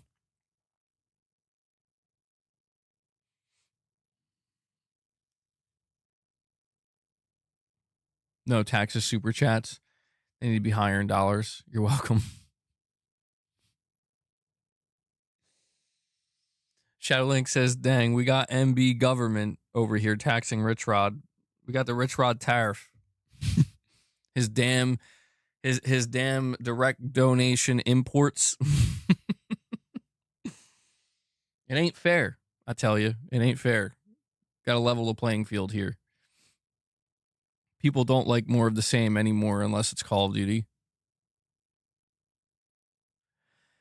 Well, I think people just generally speaking have a different expectation across the board depending on what the product is, what the series is, who's making it, where it's coming from. Oh my God. Rich Rod says he's going to make a channel and say it's part of the MBG network. It's a talk show where me and guests defend your honor and other streamers like the Yo, Digital Dude likes the sound of that. He says, Rich Rod's fire. Keep going, Rich. Dude, I don't.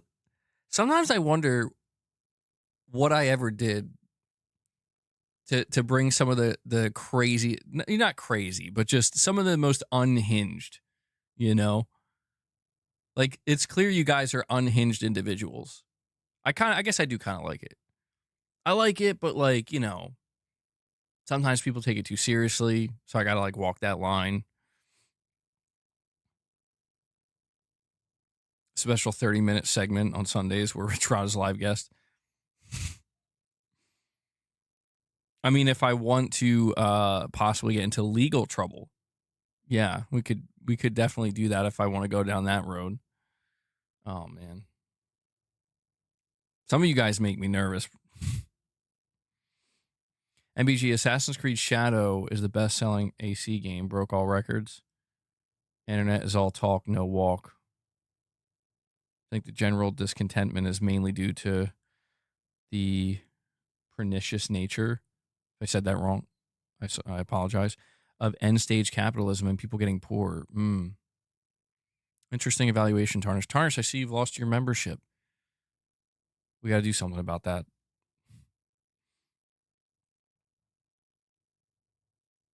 You wish that every game this gen could have gotten a Death Stranding 1 to Death Stranding 2 leap in terms of visuals and technical achievement. I mean, Death Stranding 2 has to be the best looking game I played this gen, dude. Even with as good as like something like Metal Gear looks remake wise visually, like I still think Death Stranding might be better. I mean, that Decima engine's no joke, dude. Digital Dude says, want to hear a joke? I don't know. If it's coming from you, Digital Dude. I don't. No. That's okay. Thank you, though. Shadowlink, you're saying MBG life is driving us all crazy. That's all. Also, I'll be a live guest on the Rich Rod MBG cast. Dude, Shadowlink. No, don't encourage this. Don't encourage this behavior.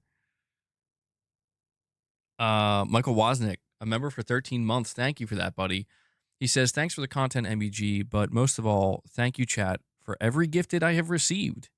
Oh, Michael, well, you're welcome, dude. And yeah, absolutely. I guess, I'll say you're welcome on behalf of the gifters on the channel.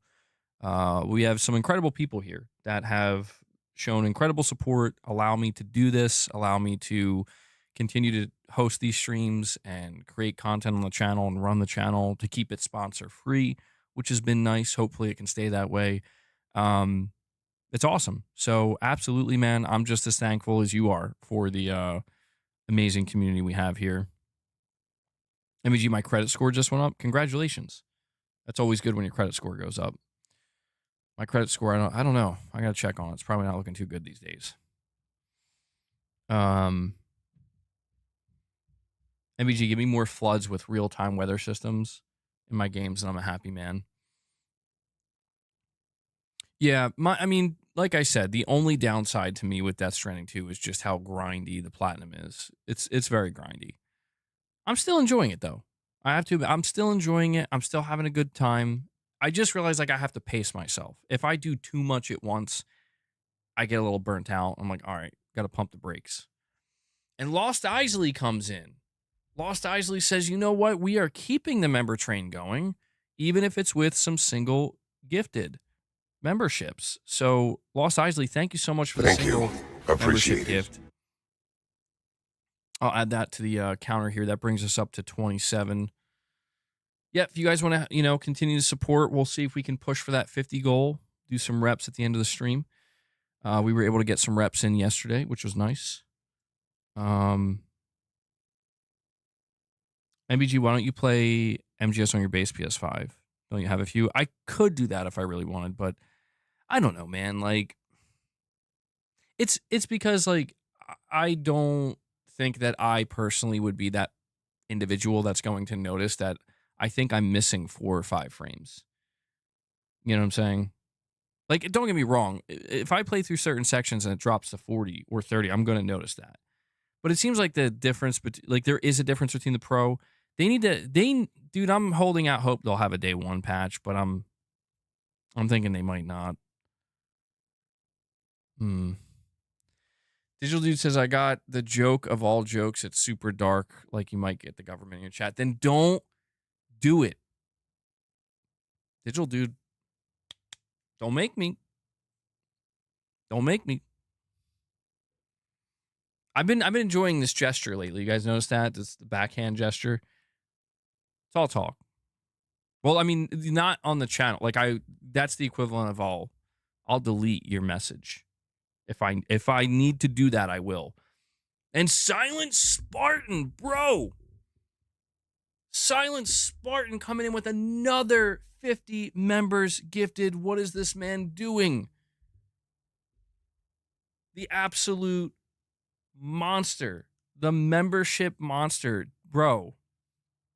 Holy W's in the shit. chat. He's still going with 50 bombs, man. Silent Spartan.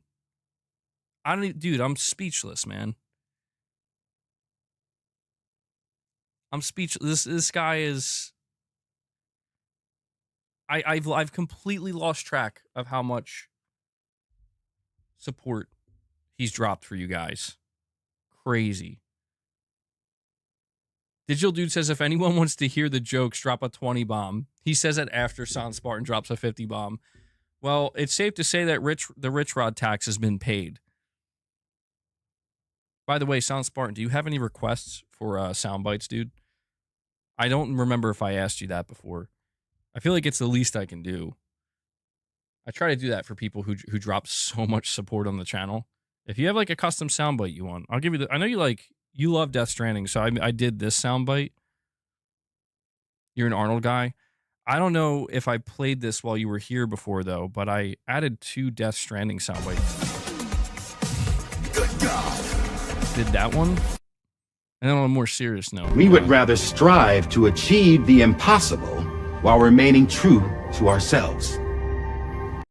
But he does say he's an Arnold guy.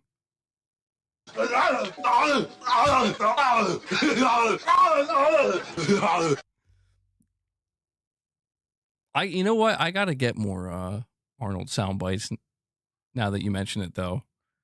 I really do. Let me see. Oh, you know what else? I want to get a Beavis and Butthead soundbite. I've been watching Beavis and Butthead lately.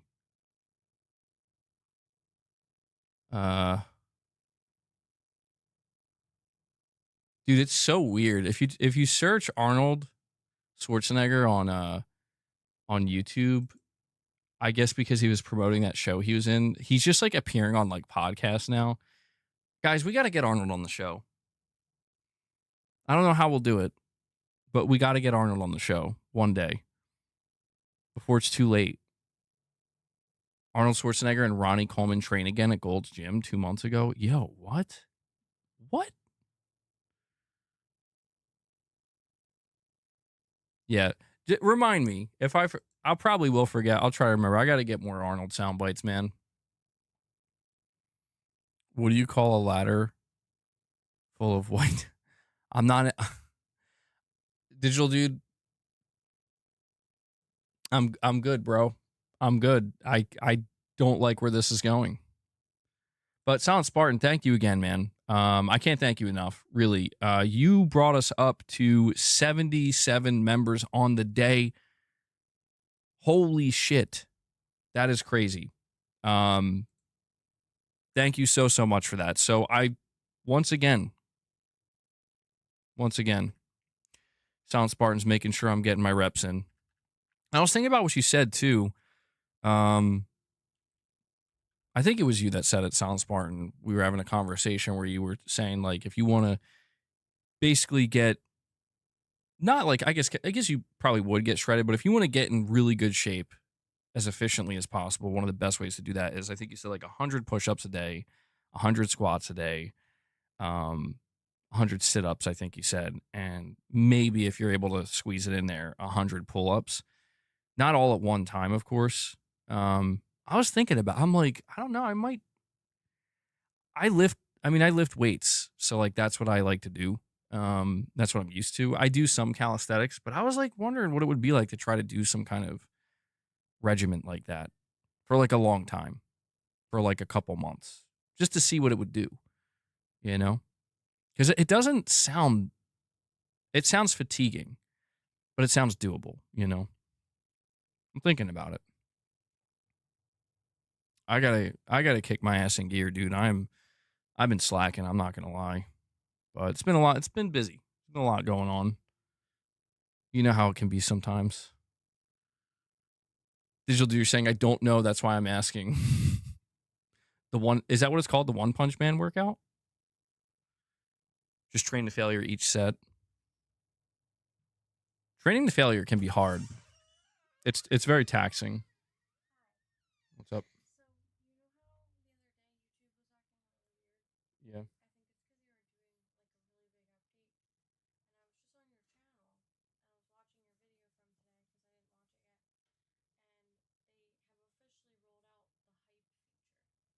The hype feature? Free hypes.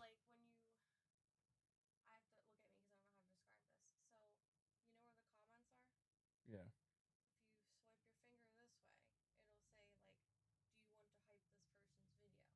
Huh.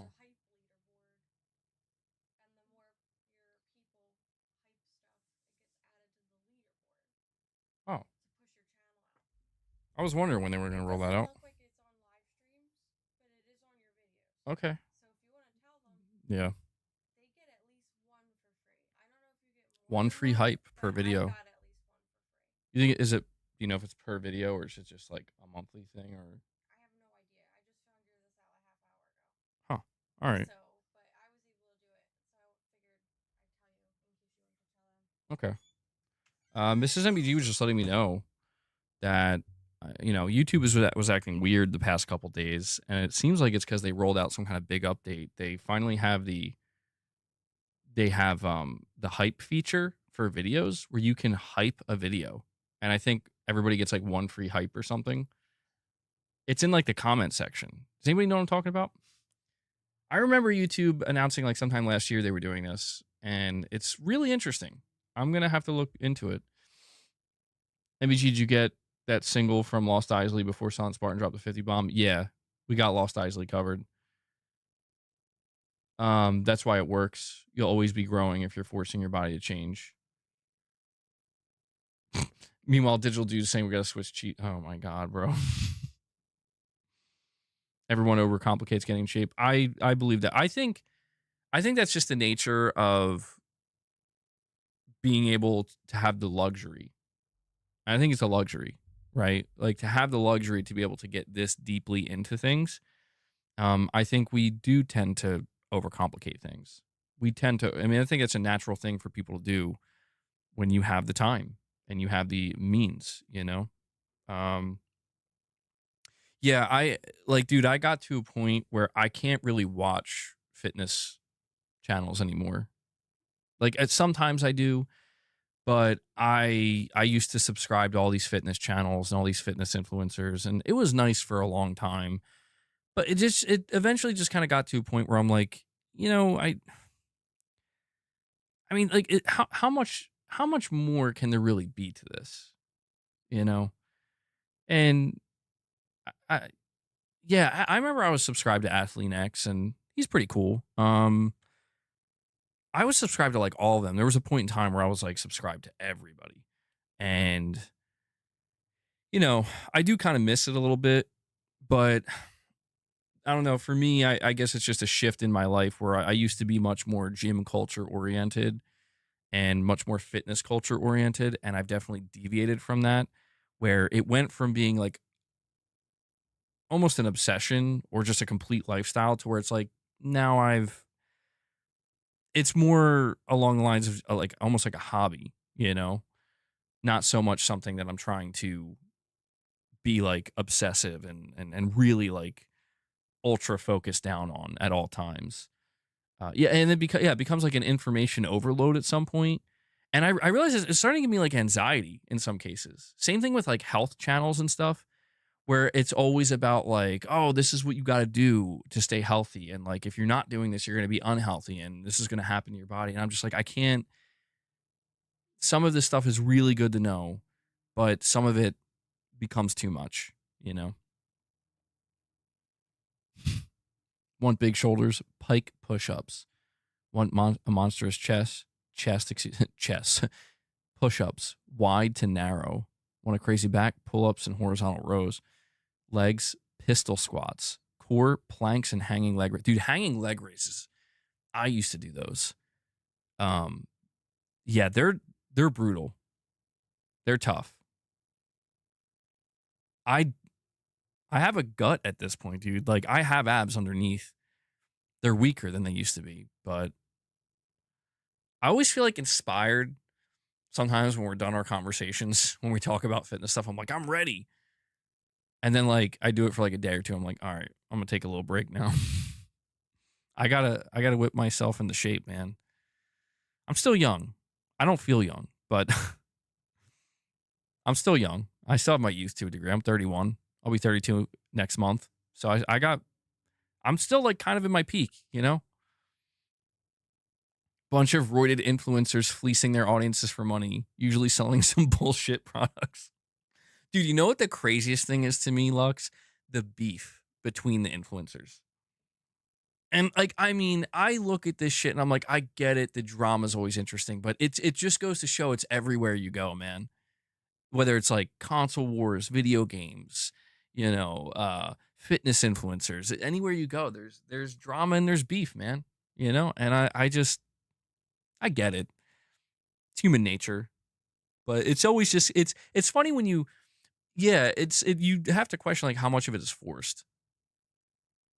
Train the failure in each, and you'll be ripped in a year or so.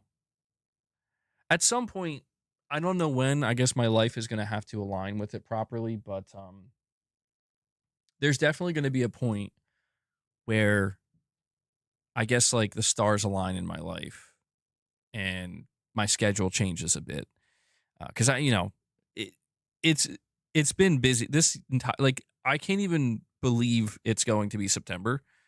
I don't know how you guys feel. I know the perception of time is different for everybody, especially with what's going on in your life.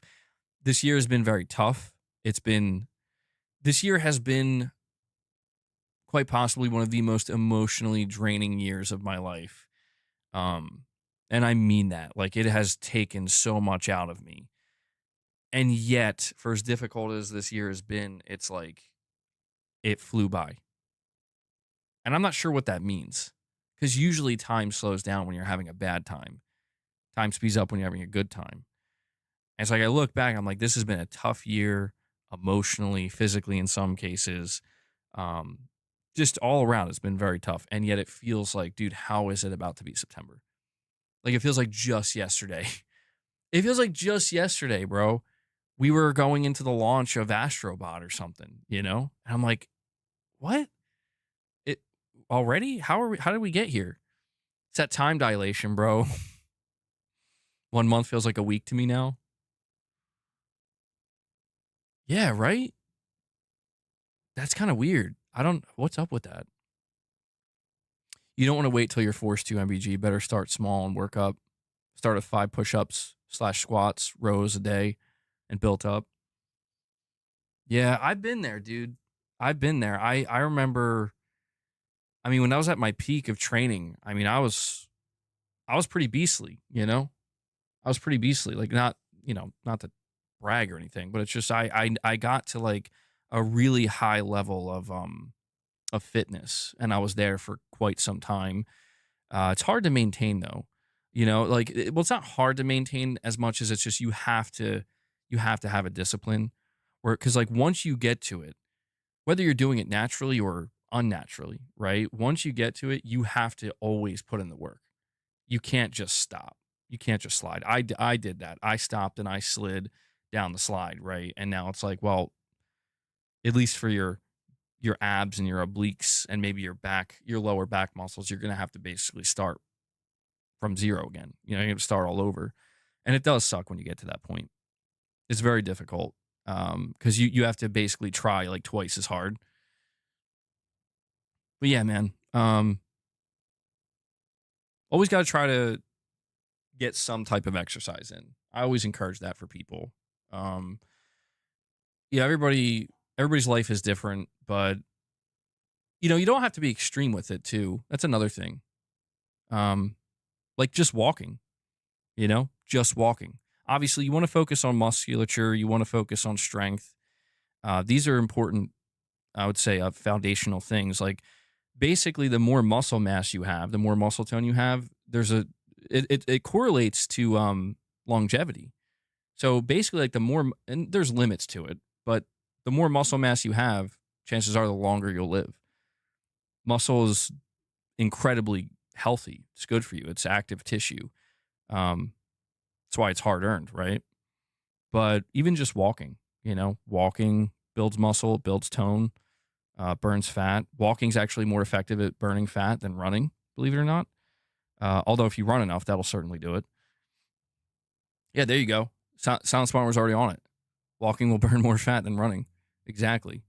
Yeah, your body, the body's such a sophisticated thing that it's like basically anything that you can do for hours at a time without stopping, that's good for burning fat. Anything that's like a ballistic type of exercise, like sprints, it's very, very good for you. Like it's extremely good for you, but not necessarily the most effective at burning fat.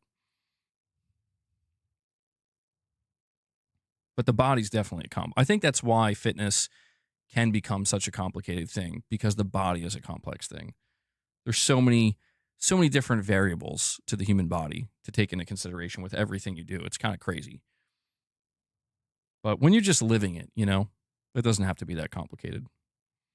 Lost Isley, you're saying luckily your job keeps you in shape. You still do calisthenics. What do you do? You mailman? Doing Death Stranding real life? Delivering packages? Well, yeah, dude, if you're in the military, I'm assuming that'll keep you in pretty good shape. Petrov says, bring me a monster so I can run very fast. How do we get MBG to fist fight Destin to the death? What? Bro, what? I guess there's like a secondary conversation going on in my chat right now that I'm not privy to. I don't know, man. I don't know that I call myself much of a fighter. Like I have aggressive, not tendencies. I don't know that I would call them tendencies, but you know, I think everybody has it in them to a degree. But I'm actually pretty passive overall. You know? It's one of those things where it's like if I have to fight, I will, but it's more from a defensive standpoint. I'm not the type of person that like wants to fight for the sake of fighting. I was just never like that. I'm just not really programmed like that. Lady Gamer, you're back. Pacifist for the week. MBG, on every donation, do 10 push-ups. I thought about that, but I feel like it would, I don't know. I mean, I would have to have some kind of overhead camera or something, some kind of configuration. I've thought about that before. You know what I do sometimes, though? Because you guys know I still play Call of Duty, you know. That's just my kind of go-to slop game or whatever. It's just my shit, you know. It's like a junk food gaming. But I still play, and I like to play Search and Destroy sometimes.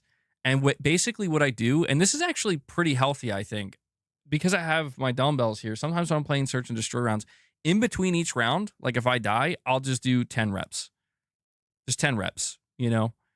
In between an actual full round and game mode, I'll maybe do 2 sets. And it actually works. Like, it's pretty effective because you kind of don't even realize you're working out because I'm still watching what's going on and just waiting for the next round to start. Maybe I'll start implementing that with Death Stranding. You know, every time I deliver something to a facility, I'll stop, do 10 reps, on to the next facility. Working out while gaming, man. You're having a stressful day with your mental health problems. It's not so fun. It's a struggle. No, I hear you, Lady Gamer. I struggle with my mental health sometimes. I think everybody does to a degree, you know. Especially these days. It feels like there is a lot going on. I feel like we're subjected to more stuff than ever before because of the nature of the internet and the fact that we're all just so connected. Should we have connected? Right? I totally get it. But I don't know. It's easy when you're feeling okay, right? Like it's easy when you're feeling okay, be like, I know what to do. But then when you're not feeling okay, it's like you're just in it. You know, you're just in it. You're in the fog, man. And when you're those days when you're in the fog, you just got to kind of keep walking. Just one foot in front of the other, I guess, is the best thing I could probably say till you're out of the fog.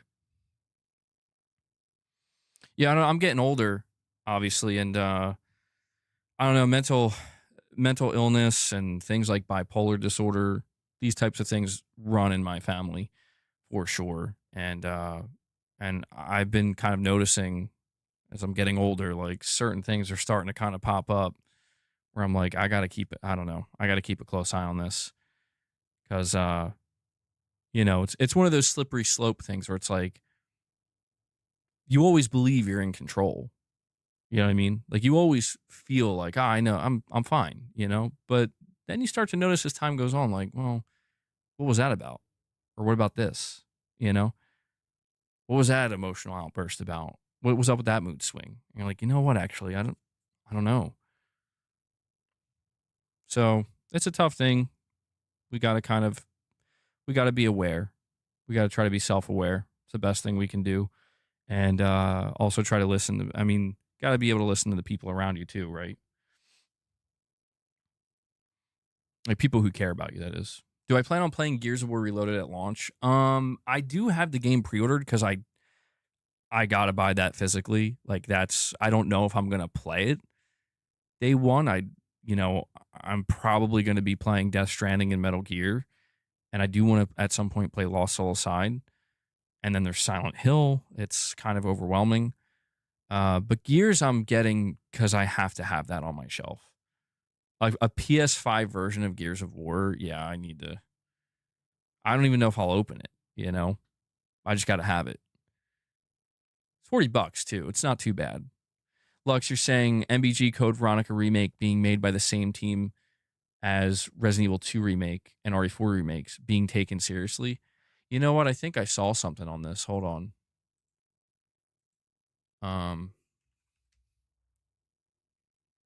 Yeah, here we go.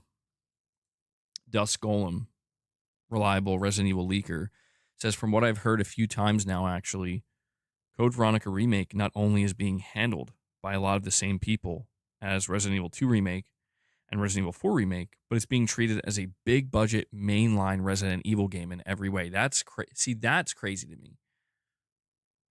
It's being treated as a big budget mainline Resident Evil game. Damn, dude. Somebody is pointing out, though, they're saying here, 11 months ago, the same person was claiming the opposite, saying it would not be as ambitious as RE4 Remake. Yeah, well, that's fair. He did say that, but I believe him. I think Dusk Golem, at least when it comes to Resident Evil leaks and maybe Silent Hill leaks, I think he's proven to be reliable. He's like somebody who clearly, he got almost everything right. He pretty much did get everything right about Resident Evil 9. The big thing is Leon. There's still people who believe Leon's not going to be in Resident Evil 9, and he's out. He's like, dude, he's the main character of this game. They're just not showing it yet. They're keeping it hidden. They're keeping it a secret. And the day that Leon, assuming it's true, is revealed, Leon is the monster. Well, he didn't. Yeah, that would be kind of weird. People were thinking Leon was the hooded dude. Like, what? I thought Leon was the dude that got the bag pulled over his face, you know? MBG, in order to get the platinum for Death Stranding 2, do you need to complete all of the side missions? No, there's not like a requirement to complete every suborder or anything like that. You'll probably complete a lot of them naturally because in order to get the platinum, you need to get 5 stars for every facility. And doing the suborders will definitely, get you there faster. But no, it's you don't need to do every suborder or side mission. However, I will say that there are 2 trophies in Death Stranding 2 that are linked to boss battles that are linked to 2 separate facilities that you do kind of basically have to do all of their missions to trigger those boss battles to get those trophies and get the platinum. Leon is a pay-to-own skin. We need super platinum trophies? Please, God, no. We don't need any more. Platinum's more than enough. You need to have big... Wait, what? MBG, you need to have Big Tony pay a visit to Digital Foundry?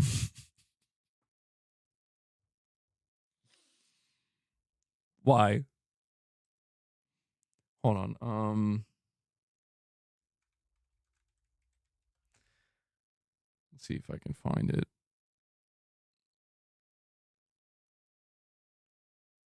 What's that movie called that Arnold was in? Was it Collateral Damage?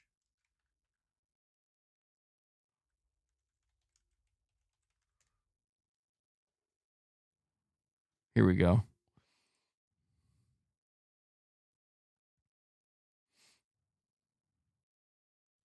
You're saying Big Tony has to visit Digital Foundry. You got a problem with it? I mean, they're independent now. You got a problem with Digital Foundry? MBG Platinum Trophy Hunting Stream. How many platinums can MBG get in one stream? Oh my God, dude. Hell no. Not like that. I couldn't do it like that.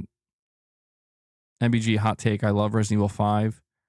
Best one after RE4. You're not the only one. People love RE5, man. People absolutely adore RE5. It's not my favorite. It's not my favorite. RE4, I think. I don't know. RE2 and 4 are kind of like, I think they're my favorites. We have Scissorman82 with a $20 super chat. Thank you so much for that, buddy. He says, hey, BG, it's a great day. Sunny after a few days of rain. In a great mood. Here's a little something for being awesome. Well, thank you so much for that, man. That's incredibly kind of you. Bro just dropped a $20 super chat just because he's in a good mood and it's a sunny day. Yeah, I mean, I got to say, talking about the weather for a moment, weather's been pretty great. Been able to just open the windows, and that's been enough to keep the house cool. Maybe it gets a little hot here and there. It's a little hotter today. It's 80 degrees out, but still really not that bad at all compared to the heat waves we were getting a couple weeks back. So we've been having some rain too. I think the rain is what's been helping cool it down. But today it's kind of the same. Sunny day out, 80 degrees, not too hot, slight breeze. Love it.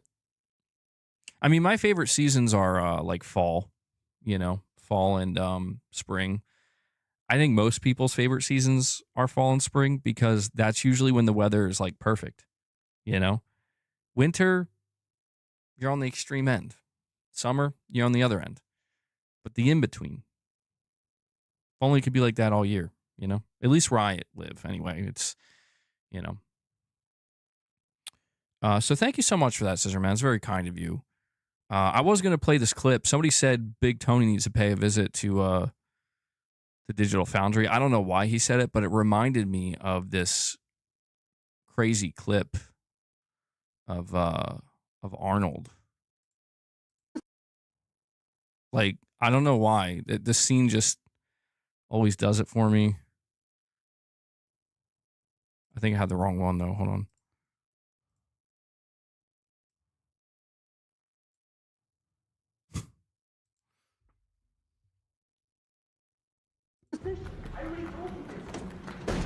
I'm not gonna change it. Why should I change it? So you want collateral damage, huh? Who the fuck are you? I give you fucking collateral damage. It looks like a fireman. Move in. Go now. Go. You want collateral damage? Yeah.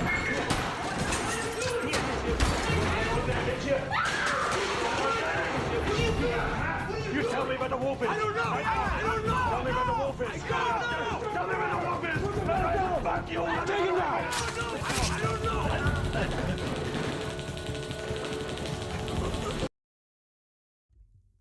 There you go. Sending Big Arnold to Digital Foundry, bro. Wait. I still don't know why though. Why are we sending Big Tony or Big Arnold to Digital Foundry? Maybe I missed what they said in the chat. I'm gonna end up getting believe it or not, I probably will get a copyright for that I'll have to cut out. Not a big deal. But that's some funny shit, dude. Angry Arnold. I don't know why that seems just so funny to me. Cause it's not like over the top Arnold. Like it seems like realistic, like that's actually Arnold being that pissed off, walking in the office, ready to just absolutely wreck somebody. Oh man. No, Lux, not like that, bro. What's winter? We don't have it in the Arizona desert. Yeah, what's that like? I don't think I could live like that, man. In just constant heat. It's just like constantly scolding outside. I don't think I could do it. You're saying they talked nonsense about MGS Delta. That's Konami sending their bouncer. Not their bouncer, but their I don't think a bouncer would do that. That's Konami sending Big Arnold over to Digital Foundry.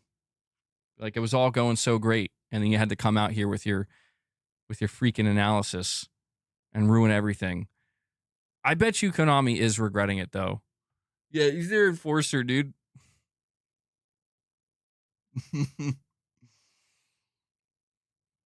You want to show me dropped frames? I'll show you dropped frames. Oh man. Arnold's so great. Digital Foundry has so many melting down. Saying the people in the South can't live with the cold up north, and the people up north can't live with the heat and humidity down south. Yeah, I mean, it gets really cold where I'm at in the middle of winter. It gets like really cold. But I don't know, like I just hate the extremes, truthfully.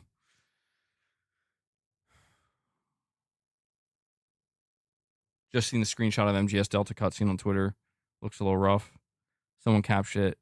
My friend made this render on Blender. I'll show him some love, man. What? Well, I mean, listen, I'm going to be playing the game when it comes out. I'm going to stream it on my Pro. And, you'll be able to see it for yourself while we're playing it. And I'll let you know while I'm playing if I notice, like, oh, like I can notice what's going on with the performance. It happens sometimes, certainly. So, oh yeah, that's or yeah, we could view that clip of Arnold. That's Sony at Bungie headquarters, right? And when that guy he grabbed, he's about to beat him over the head with a bat. Pete Parsons. Herman Hulse grabbing Pete Parsons. No, Hiroki Totoki. Oh, man. Yeah, the Bungie situation's weird. I think they just have to make Destiny 3, man. I mean, just make Destiny 3. I'm not saying it's easy, but I'm just saying, like, that to me is the way forward. I don't think Marathon's going to do it. I think most people would agree with that. Or, yeah, that's a good idea. They could talk to Square Enix, and they could be like, listen, we know Foam Stars wasn't really the type of success that we had hoped, but we're confident Bungie can make it work with a Foam Stars 2. We're going to invest $400 million in Foam Stars 2. What could go wrong?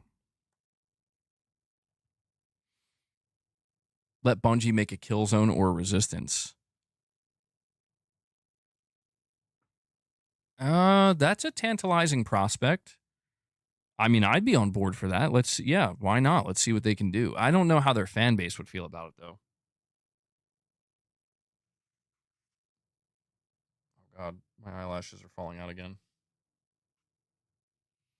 MBG, I know what state you live in, JK, but being on the East all seasons are nice to see, except 6+ inches or more of snow.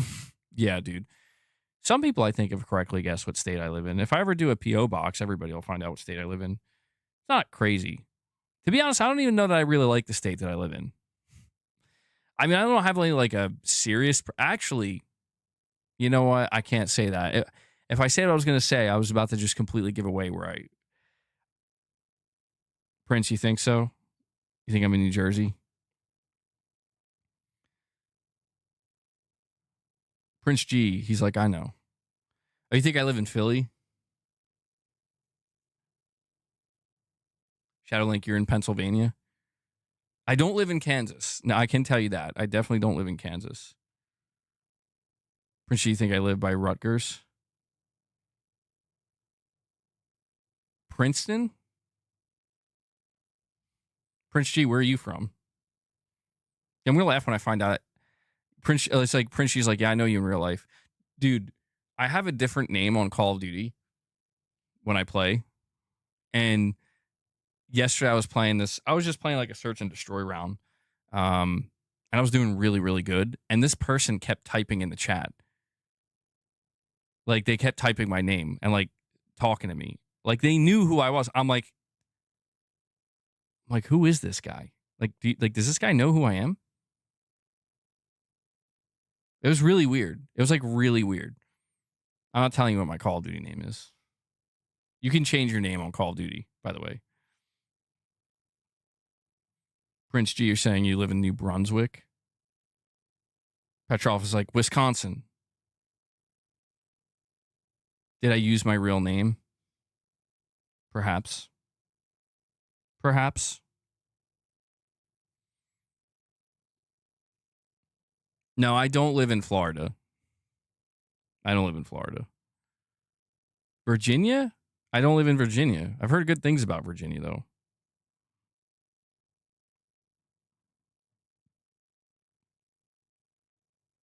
Well, one day we're going to get a P.O. box. Oh, New York? You think I live in New York City? Well, eventually, I don't know when exactly it'll be, but probably in the next few months, I'll get a P.O. box for members anyway, and then you'll know. Some of you will be correct. Others wrong. Petrov's just throwing shit. He's just like, Kentucky, bro. Kentucky. Prince G says MBG is near PA and NJ 100. Your Call of Duty tag is Johnny Two Toes. Shadowlink, what the fuck, bro? How you gonna out me like that? Johnny Two Toes, that's... Get a P.O. box out of state. That's what other content creators do. Man, that sounds fucking annoying. If you get a P.O. box out of state, people will still be able to deduce what state you're in just based off of proximity. Like, how far are you really going to go? Safer? Yeah. Well, I don't know. Who knows? Maybe I'm not going to do a P.O. box. I've been saying that for a long time. I don't know. I'm nervous about a P.O. box, not for that reason, Lux, but because I'm just afraid of what people are going to send. I don't think I want to know, dude. We have some wild ones here.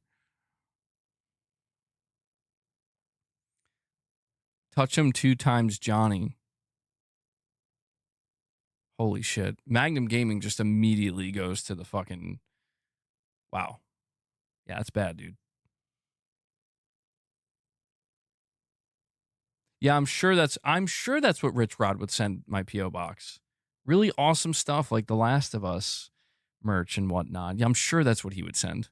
Absolutely.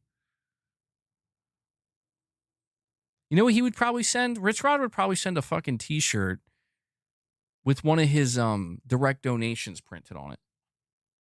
I bet you that's what he would send.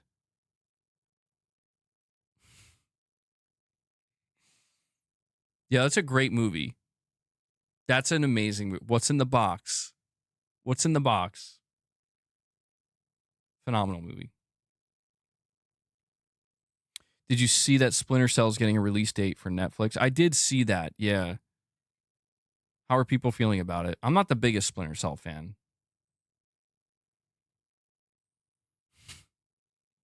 Oh my God, Shadow Link.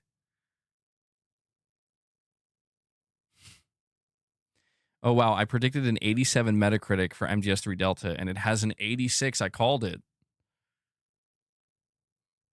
Yeah, I asked people on Twitter yesterday what their prediction was, their Metacritic score prediction, and quite a few people did guess it.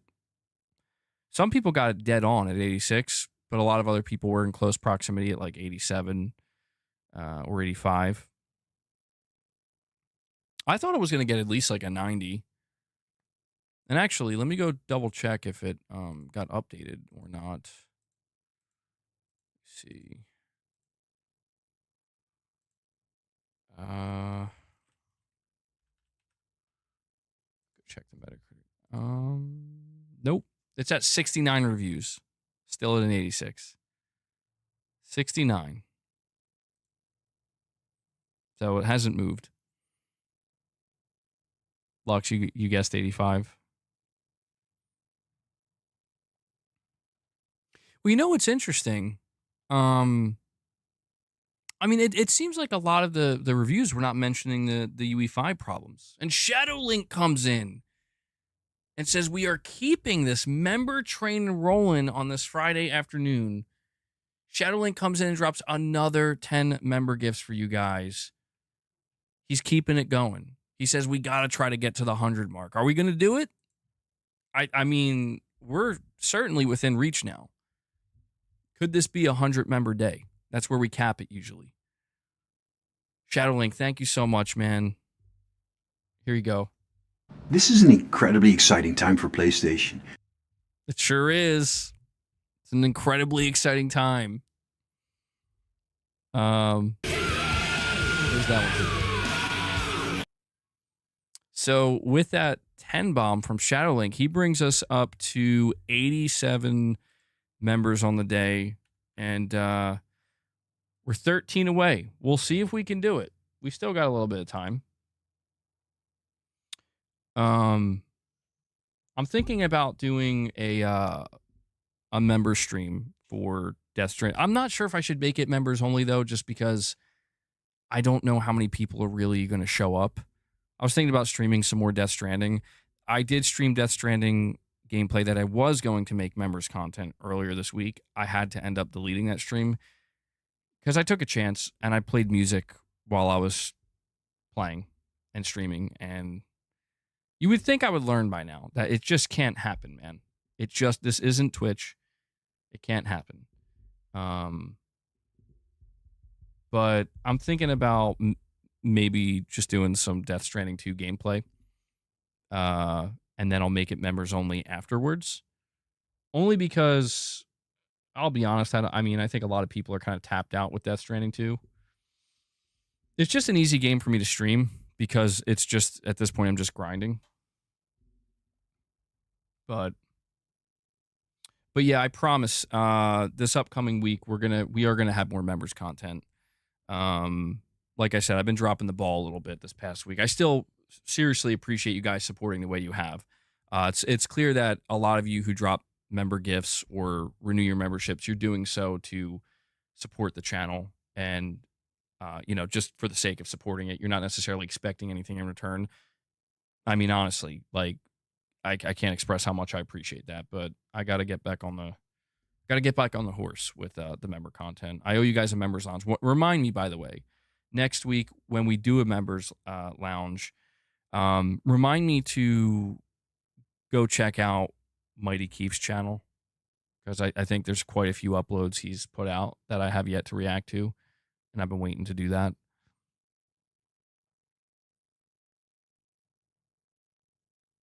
We're getting hit from all sides because they're expecting Xbox divers soon. Oh, what you talking about? Hell divers? Yeah. Yeah, I don't know. I don't know if I can I don't know if I can get back into Helldivers yet. At some point I'll probably go back and play. That's one of those games that like once I'm in it, but once I'm out, you know. Jake, you're saying you're on Death Stranding 2, still on episode 7. Yeah, keep it going, man. Once you get to later episodes, it starts to get crazy. Battlefield 6 has overtook Black Ops 7 on PlayStation Store's most pre-ordered games. I saw that. Yeah, man, I would be nervous if I was Activision. I'm telling you, like, I think Call of Duty is going to do fine. It's not going to fail, but we may be witnessing the beginning of the end for Call of Duty's reign. And I say that as somebody who plays Call of Duty. You know, like I'm not rooting for or against it. I'm practically apathetic to it. But I even as somebody who plays it still, I understand what people are talking about. It's like, yeah, this shit is like, you know. But it's one of these things where like I looked at the pre-order section on the PlayStation 5 and I was shocked to see like, dude, I could be wrong, but I feel like this is the first time where Call of Duty, once the pre-orders went live, is not at the top. I saw Battlefield was ahead of it. NBA 2K was ahead of it. Metal Gear was ahead of it. I think even Ghost of Yotei may have been ahead of it. I'd have to double check that. But I remember seeing that a day or two ago, and I was like, I feel like that's kind of crazy. Like, every time a new Call of Duty is announced and the pre-orders open up, it shoots to number 1. And it's not number 1. Battlefield's number 1. Yeah, I don't know, man. Call of Duty will still sell very well, but this year it looks like EA and Battlefield might be getting ready to take a bite, you know, out of the Call of Duty pie, I guess you could say, out of their pie. They're going to eat some of their lunch, maybe. What the hell has Microsoft done to Activision since picking them up? Well, dude, I don't know. I don't think, to be honest, I don't think Microsoft's done anything. I think Microsoft, it's like, you guys know what you're doing, right? It's like, yeah. It's like, all right, well, keep doing it. But I talked previously about how, like, dude, Call of Duty, you know, they're signing 10-year contracts. Like, we have no idea where Call of Duty's going to be in 10 years. You know? I don't know. Yeah, that's true. They haven't shown multiplayer or zombies yet. That could change a lot of people's opinions. That could change a lot, but I don't think I've ever seen people so apathetic towards Call of Duty before. This is like the most apathetic I've seen people. Like, people don't even care to hate on it anymore. They're just like, whatever, bro. Like, yep, there it is. Yo, you know what game looks like it might be sick? You know what game might be sick? And I just saw this yesterday. It's the Hell Let Loose Vietnam. Now, I know Hell Let Loose is like a simulator, and it's something that like is really slow paced. You got to get a feel for. But I was seeing like a trailer for this. I'm like, this looks fucking sick, dude. Like, this game looks, I don't know. Like, I might have to play this. Have any of you guys seen this? Oh, hold on. My YouTube studio crashed. Oh, holy shit. Shadow Link, bro. I was like, why did my YouTube studio just crash? Shadow Link comes in and says, you know what? I'm going to do it myself. I dropped 10. I'm going to drop 20 more. And in total, he drops 30 membership gifts for you guys, and he takes us over the 100 line. He takes us well over the 100 line. Shadow Link. Holy shit. Dude, thank you so much for that support, man. Really, really appreciate you guys showing up with membership drops and super chats and even the direct donations. Really, really am thankful for it. Means a lot. Take care of me, take care of the family, allow me to keep doing this. Y'all really want MBG to do some reps today. We're going to get some reps in. Boss, you want more treats? All right, look, I'm only going to give you like 6 more. Like a cat hair on my nose. All right, that's all you're getting, boy. Boss, you know what? Boss is going to have to get some reps in today, too. He's got to start getting some reps in. Thank you so much, man. So we are at 107 members. You guys absolutely killed it today. Can't thank you enough. Can't express how much it means to me, to just continue to get this level of support. We have an amazing community. MBG, I got a call and saw we were so close to 100 when I got back. So high fives all around. Thank you so much, man. Yeah, good shit, dude. Good shit. Do I exercise in my house or at the gym? I used to go to the gym. I basically built a little at-home gym. It's not as effective, generally speaking, as being at the gym, but I've really gotten used to working out at home, and I actually enjoy it a lot. So for now, that's pretty much what I do. I may, go back to the gym in the future, though. Either that or I'm just going to keep investing in my home gym. I'm leaning more towards investing in the home gym. And, like, one day down the line, like building a, like, not a full-blown gym, but just, a little something that's pretty nice. But right now, I got like a dungeon type fucking environment going on with my workouts. I'm in my dank ass basement.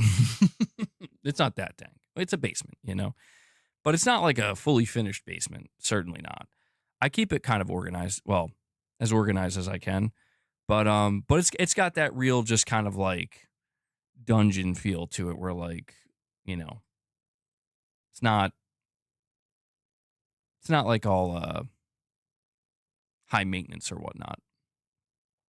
Not using like rusted weights or anything like that, though. That'd be kind of crazy. Yeah, like when it floods, sometimes my basement floods, I just work out in the water. No, I'm just kidding. I don't do that. That'd be fucking crazy. I did have a couple of rugs down there, though, like nice rugs, like area rugs. And unfortunately, my basement has flooded a few times. And every time it did, it fucking ruined them. And I'm like, okay. It is very nice to, like, it's just because my basement floor is like concrete, and there's such a huge difference between, like, if you have a nice area rug, not a thick one, but it's like a thin one, it really makes a difference in how it feels to like drop the weights and whatnot. But the thing is, I'm gonna have to maybe look into like really, really cheap area rugs, like expendable area rugs, because my basement rarely floods, but I'm telling you, every time I get a fucking decent area rug and I'm like, you know what? It's not going to flood again. Within the month, it's like, oh no, actually it is. Like, it's been like 2 years.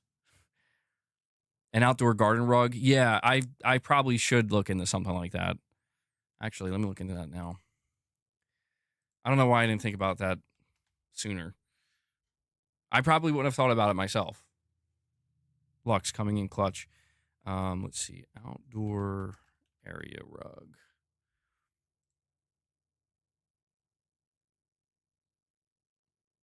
Oh, they have like these they have like those panels too. Shit, yeah, I should have. Why didn't I just buy this in the first place? Well, maybe it's because at least one of the area rugs we were going to use in the living room, but decided we weren't, and I was like, oh, I'll just use it downstairs. Yeah, that's what I'm going to do. I'm looking at them now. They're actually much cheaper too, which is interesting. Like, I'm seeing like a 5x8, $27.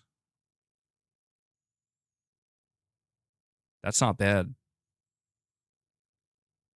Yeah, I think I'm going to do that next. Because, I mean, the floor is not like dirty per se. It's not dirty, but it's just, it's a concrete basement floor. It's, again, it just kind of has a dungeon feel to it. I'll make it a little bit more homey,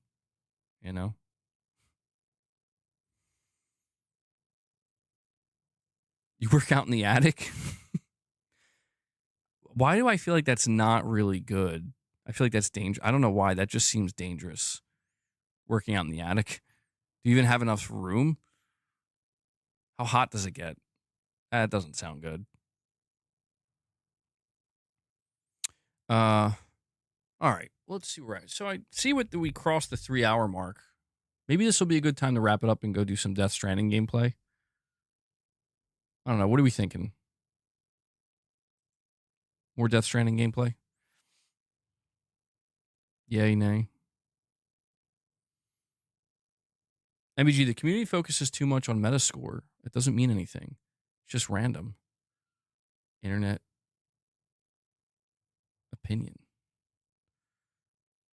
And we have Neo Exodus, a member for 17 months. Thank you for that long time support, buddy. He says, bro, did you print out that Days Gone PS5 cover? Yeah, it is. I think you're the second person to notice that. I talked about it yesterday, too. This is a custom-made case. I didn't make it myself. I actually forget the name of it was just like this person that does it. And I think that they say you can like reach out on like Discord or something. I don't use Discord, but I think Mrs. MEG did it for me. And he'll just like make custom cases for you if you want them. I gotta find. I don't have it. I thought it comes with like a card or something. I forget the name of it. John Game Covers. I don't think that's it. But yeah, it's like this dude who just will like make custom cases for you. It's really cool. Yeah. It's not, it doesn't hold any value. You know what I mean? It's just for show. But obviously if Days Gone had an actual physical version with a disc in it, I would have that. But I think the next one, I told you guys this yesterday too. The next one I think I'm going to get is for Plants vs. Zombies.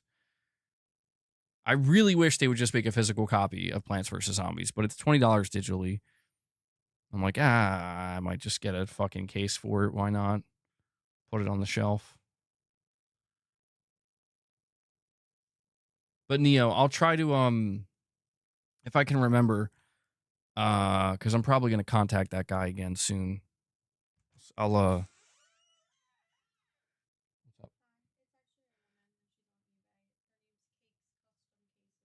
Oh, it's actually a woman on eBay. And I guess it's her username, Cakes Custom Cases. Or I guess maybe that's what you would search on eBay. Cakes Custom Cases. Not sponsored or anything, but shout out. They do good work. I only got like a couple from them. But I've been happy with what I got so far. So, if you're like a weirdo like me, where you have no choice but to buy a game digitally, but you still want a case to make it feel like you have it physically. If you want to be deluded, like me, you can do that. See, there are people out there. They offer that. They offer it, right? There's like a service for everything, which is crazy. There's a service for everything that looked real. I'm still surprised they didn't do a physical run, dude. The two games that I have cases for, Days Gone and Forza Horizon 5, are two games I am stunned did not get physical releases. Because I feel like, especially Forza, like they would have done well physically. What is ownership? You truly own. Do you truly own something? I see Tarnish wants to get philosophical again. MBG, have you seen Digital Foundry's take on the Xbox version of Black Myth Wukong? I have not. Is there something I should be aware of?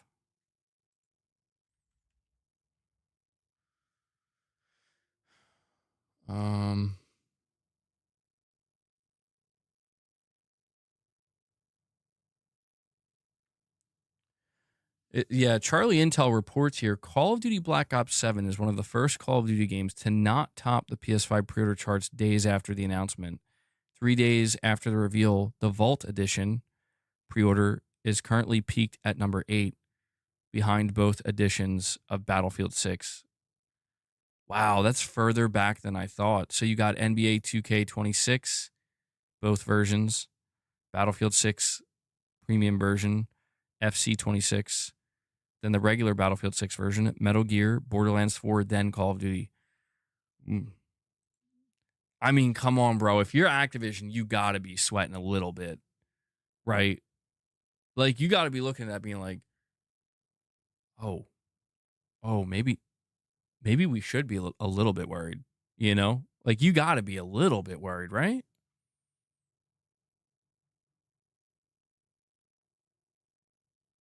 People are tired of Microsoft and Call of Duty. I would love to see Call of Duty change. Yeah. I mean, like I said, I still play it, but it has become, like, for me, I literally called it like my slop game earlier, where it's just like, I just play it for some zombies rounds and for some search and destroy. And occasionally, if they bring like a game mode like Infected, I'm like, oh yeah, it's fun. That's cool. But yeah, dude, it's like, Call of Duty's become fucking routine, man. I mean, routine, where it's like, you gotta inject something, you know? And when I saw the Black Ops 7 review, I'm like, this doesn't look bad, in my opinion. Like, I don't think it looks bad, but it's like, it looks like nothing. It just looks like plain oatmeal, the game. Like, what? I'm supposed to be excited for this? Like, I don't think so, man. I don't think so.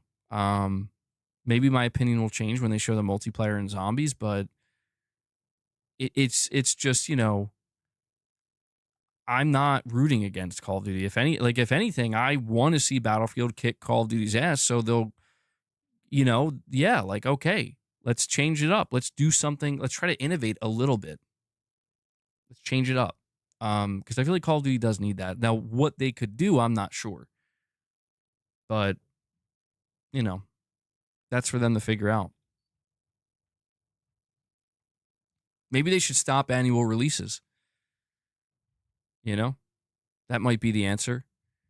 Like, I feel like Black Ops 7, one of the reasons why I think people are just so, like, meh on it is because it's like, bro, we just got Black Ops 6.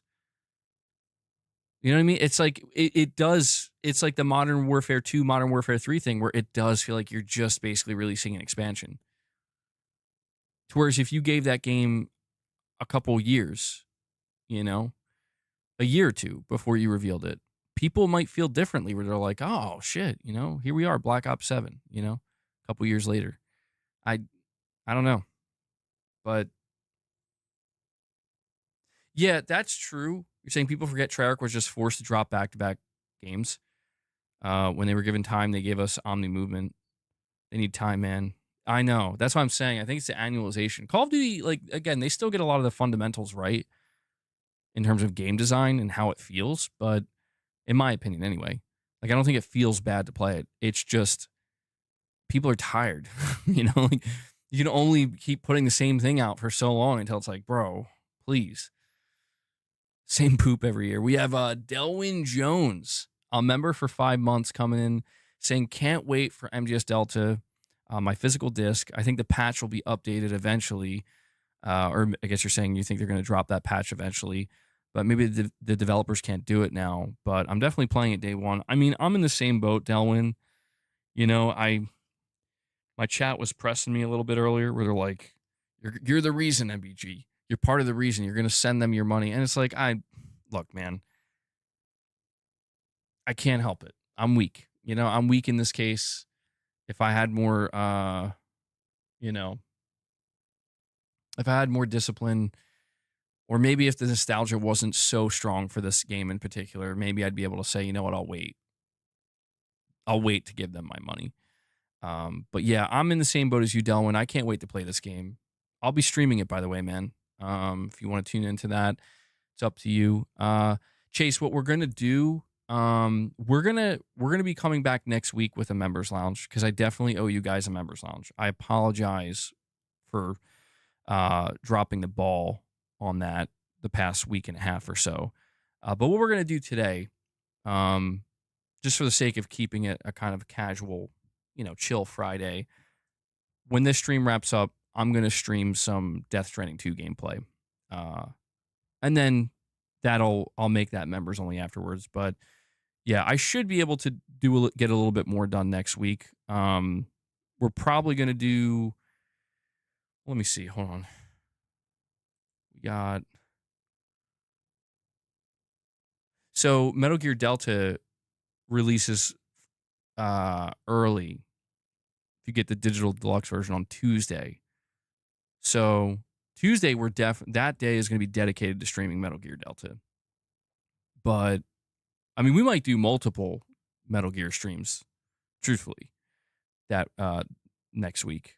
But we'll definitely get some members content in there as well, for sure.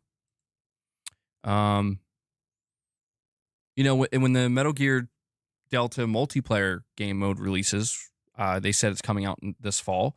When that releases, I don't know how it'll work, but if I'm able to invite people into the matches or whatever, do like a members Metal Gear multiplayer stream, something along those lines.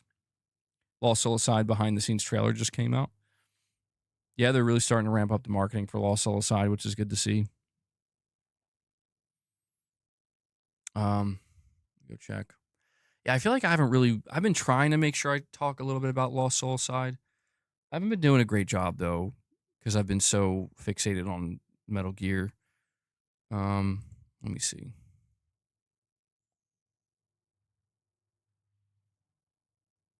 Where? Oh, I see. Okay, Lost Soul Aside, a hero's journey behind the scenes. Well, I am going to be back here on Sunday. Maybe we could talk a little bit more about Lost Soul Aside on Sunday. Maybe we could watch that video. But for now, I think this might be a good place to wrap up this Press X podcast episode. I really only came in with one major topic, and that was discussing Metal Gear, the reviews, the technical analysis. But no, Tarnished, you don't have to worry. We're going to be doing. I'm going to be coming back in a little bit. We're going to do some more Death Stranding. Still working on that platinum. What about Bungie? We could talk a little bit more about Bungie on Sunday. No, MRPD, everybody seems to be hoping there's a day one patch. Everybody's hoping for it, but there's no official word on it yet. Oh, congratulations, dude. You got the platinum for Death Stranding 2 yesterday. Big congratulations. You have my respect. Yeah, I'm still grinding it, man. Still grinding it out. Yeah, who's Bungie? You got to play around of Helldivers 2 with MBG. Oh yeah, we did do that. I forgot we did that. We did a couple of members gameplay streams for Helldivers. That was fun. Yeah, it would be cool to do that with Metal Gear as well, man. I'm really excited to see what that Metal Gear multiplayer is like. Oh, you know what? Really quick before I go, there was something else. Not a whole topic, but on the PlayStation blog, they have an interview with the developers of Metal Gear Solid Delta, and they talk about the multiplayer. They don't give too much information, but I'll just read this to you. They say, so the question that's asked is, the remake features Fox Hunt, a new online multiplayer mode. Why did you include this in the game instead of Metal Gear Online? And so the Fox Hunt director said the remake features significantly enhanced graphics, so we explored various online modes that aligned with these improvements. We decided to focus on stealth, sneaking, and survival, since those are also the key pillars of the main game. We landed on a concept that is based on hide and seek, that is classic Metal Gear, while also being reminiscent of the stealth missions featured in the earlier Metal Gear Online. And it says here, can players earn rewards by playing the Fox Hunt mode? He says, while there are no items that can be transferred to the main single-player game, players can unlock rewards like new camouflage options by playing Fox Hunt multiple times. So, that's the latest update for Fox Hunt. They're still not revealing enough information, in my opinion. I'm not going to lie. As somebody who's really anticipating this multiplayer mode, I wish they would tell us more and be more clear about what this is going to be and how it's going to play. But I will say this. One of the reasons why I'm actually excited for this multiplayer mode is because of what he just said. He said that this mode is very reminiscent of the stealth missions, the stealth game modes that were featured in Metal Gear Online 1, 2, and 3. Those are by far and away my favorite game modes in Metal Gear Online. So if this is basically just that, I'm going to be pretty damn happy. So very much looking forward to it. But all right, guys. That's going to wrap up this stream. I'm going to come back in a little bit, and we're going to do a little bit more Death Stranding 2 gameplay. But this time, the gameplay should be able to stay up because I'm not going to play music like I did. Oh, and yeah, Astrobot. I can't believe I forgot to mention this. Astrobot is in Metal Gear Solid Delta. There's a little Astrobot cameo. So just a heads up. That's not a spoiler, by the way. That's like everywhere. Very cool. Very cool. MBG, it may sound corny, but your streams literally make a lot of people's day much better. I'm one of them. You're doing really good things. Well, thank you so much for that, Tarnished. Thank you. I really appreciate that. It warms my heart. You know, it's good to know that I can help people out in some way, right? Oh, thank you, Chase. Yeah, see, I'm so like focused on getting the outro right. Forget to even do reps. We got to do some reps. Well, we definitely got to play some Metal Gear music. Let's see. Metal Gear theme. Metal Gear. Let me see.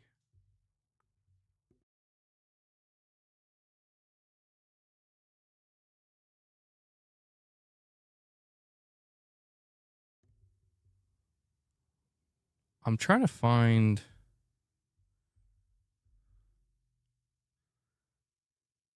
I don't know why I can't find the main Metal Gear thing. Bear with me. Maybe this one?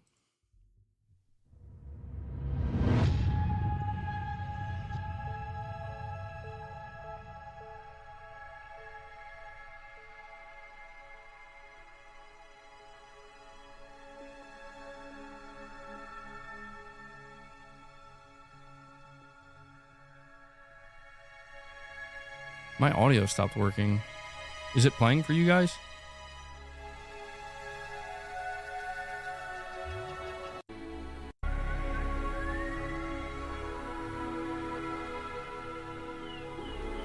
Okay, yeah, it's working now. Oh my god, it keeps cutting out though.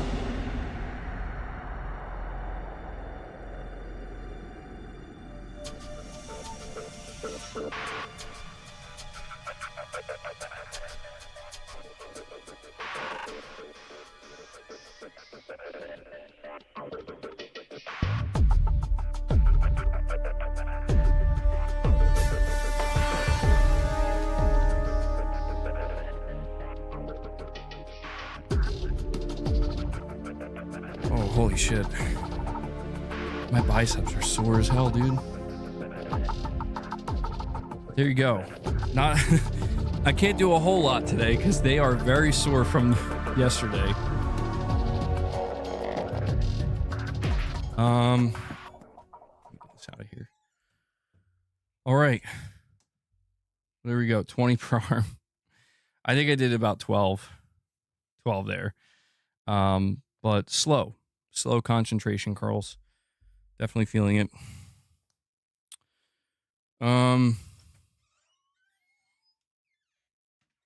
Oh yeah, thank you, GoldenEye. I actually forgot about that. Completely forgot about that. All right, that's gonna wrap up the stream. You're saying new Ghost of Yote trailer from earlier? Are you talking about the one that they showed at Gamescom? Because yeah, I did see that one. But all right, guys, for real now, we have the real outro. Thank you so much for joining me today for this Press X podcast episode. Have to give a massive thank you. Massive thank you. We hit 107 members today, which is crazy. Thank you so much for that, guys. I can only do this, as I say, because you make it possible. And thank you to everybody who dropped any super chats or direct donations. They help very much as well. And yeah, also want to make sure I give a special shout out to Devil Shooter, who does the timestamps for the streams. So if you see Devil Shooter, make sure you give him some thanks, show him some love. But yeah, that's going to do it. We're going to come back here maybe in like 30 minutes or so, and we're going to do a little bit more Death Stranding 2 gameplay. And I think that'll wrap up this week. We may or may not do something tomorrow, but we will certainly be back strong on Sunday. So, all right. For those of you who are going to join me in the Death Stranding stream, I'll see you in a little bit. To everybody else, I will catch you in the next Press X podcast episode. I need more understanding of Death Stranding. Don't we all? All right, guys. That does it. I'll see you in a little bit or in the next episode. And let me end this poll. It's split. Some of you think they're going to do a day one patch. Others don't. It's like 50-50, dude. Wow. All right. That does it. I'll catch you in the next one. Till then, take care, everyone.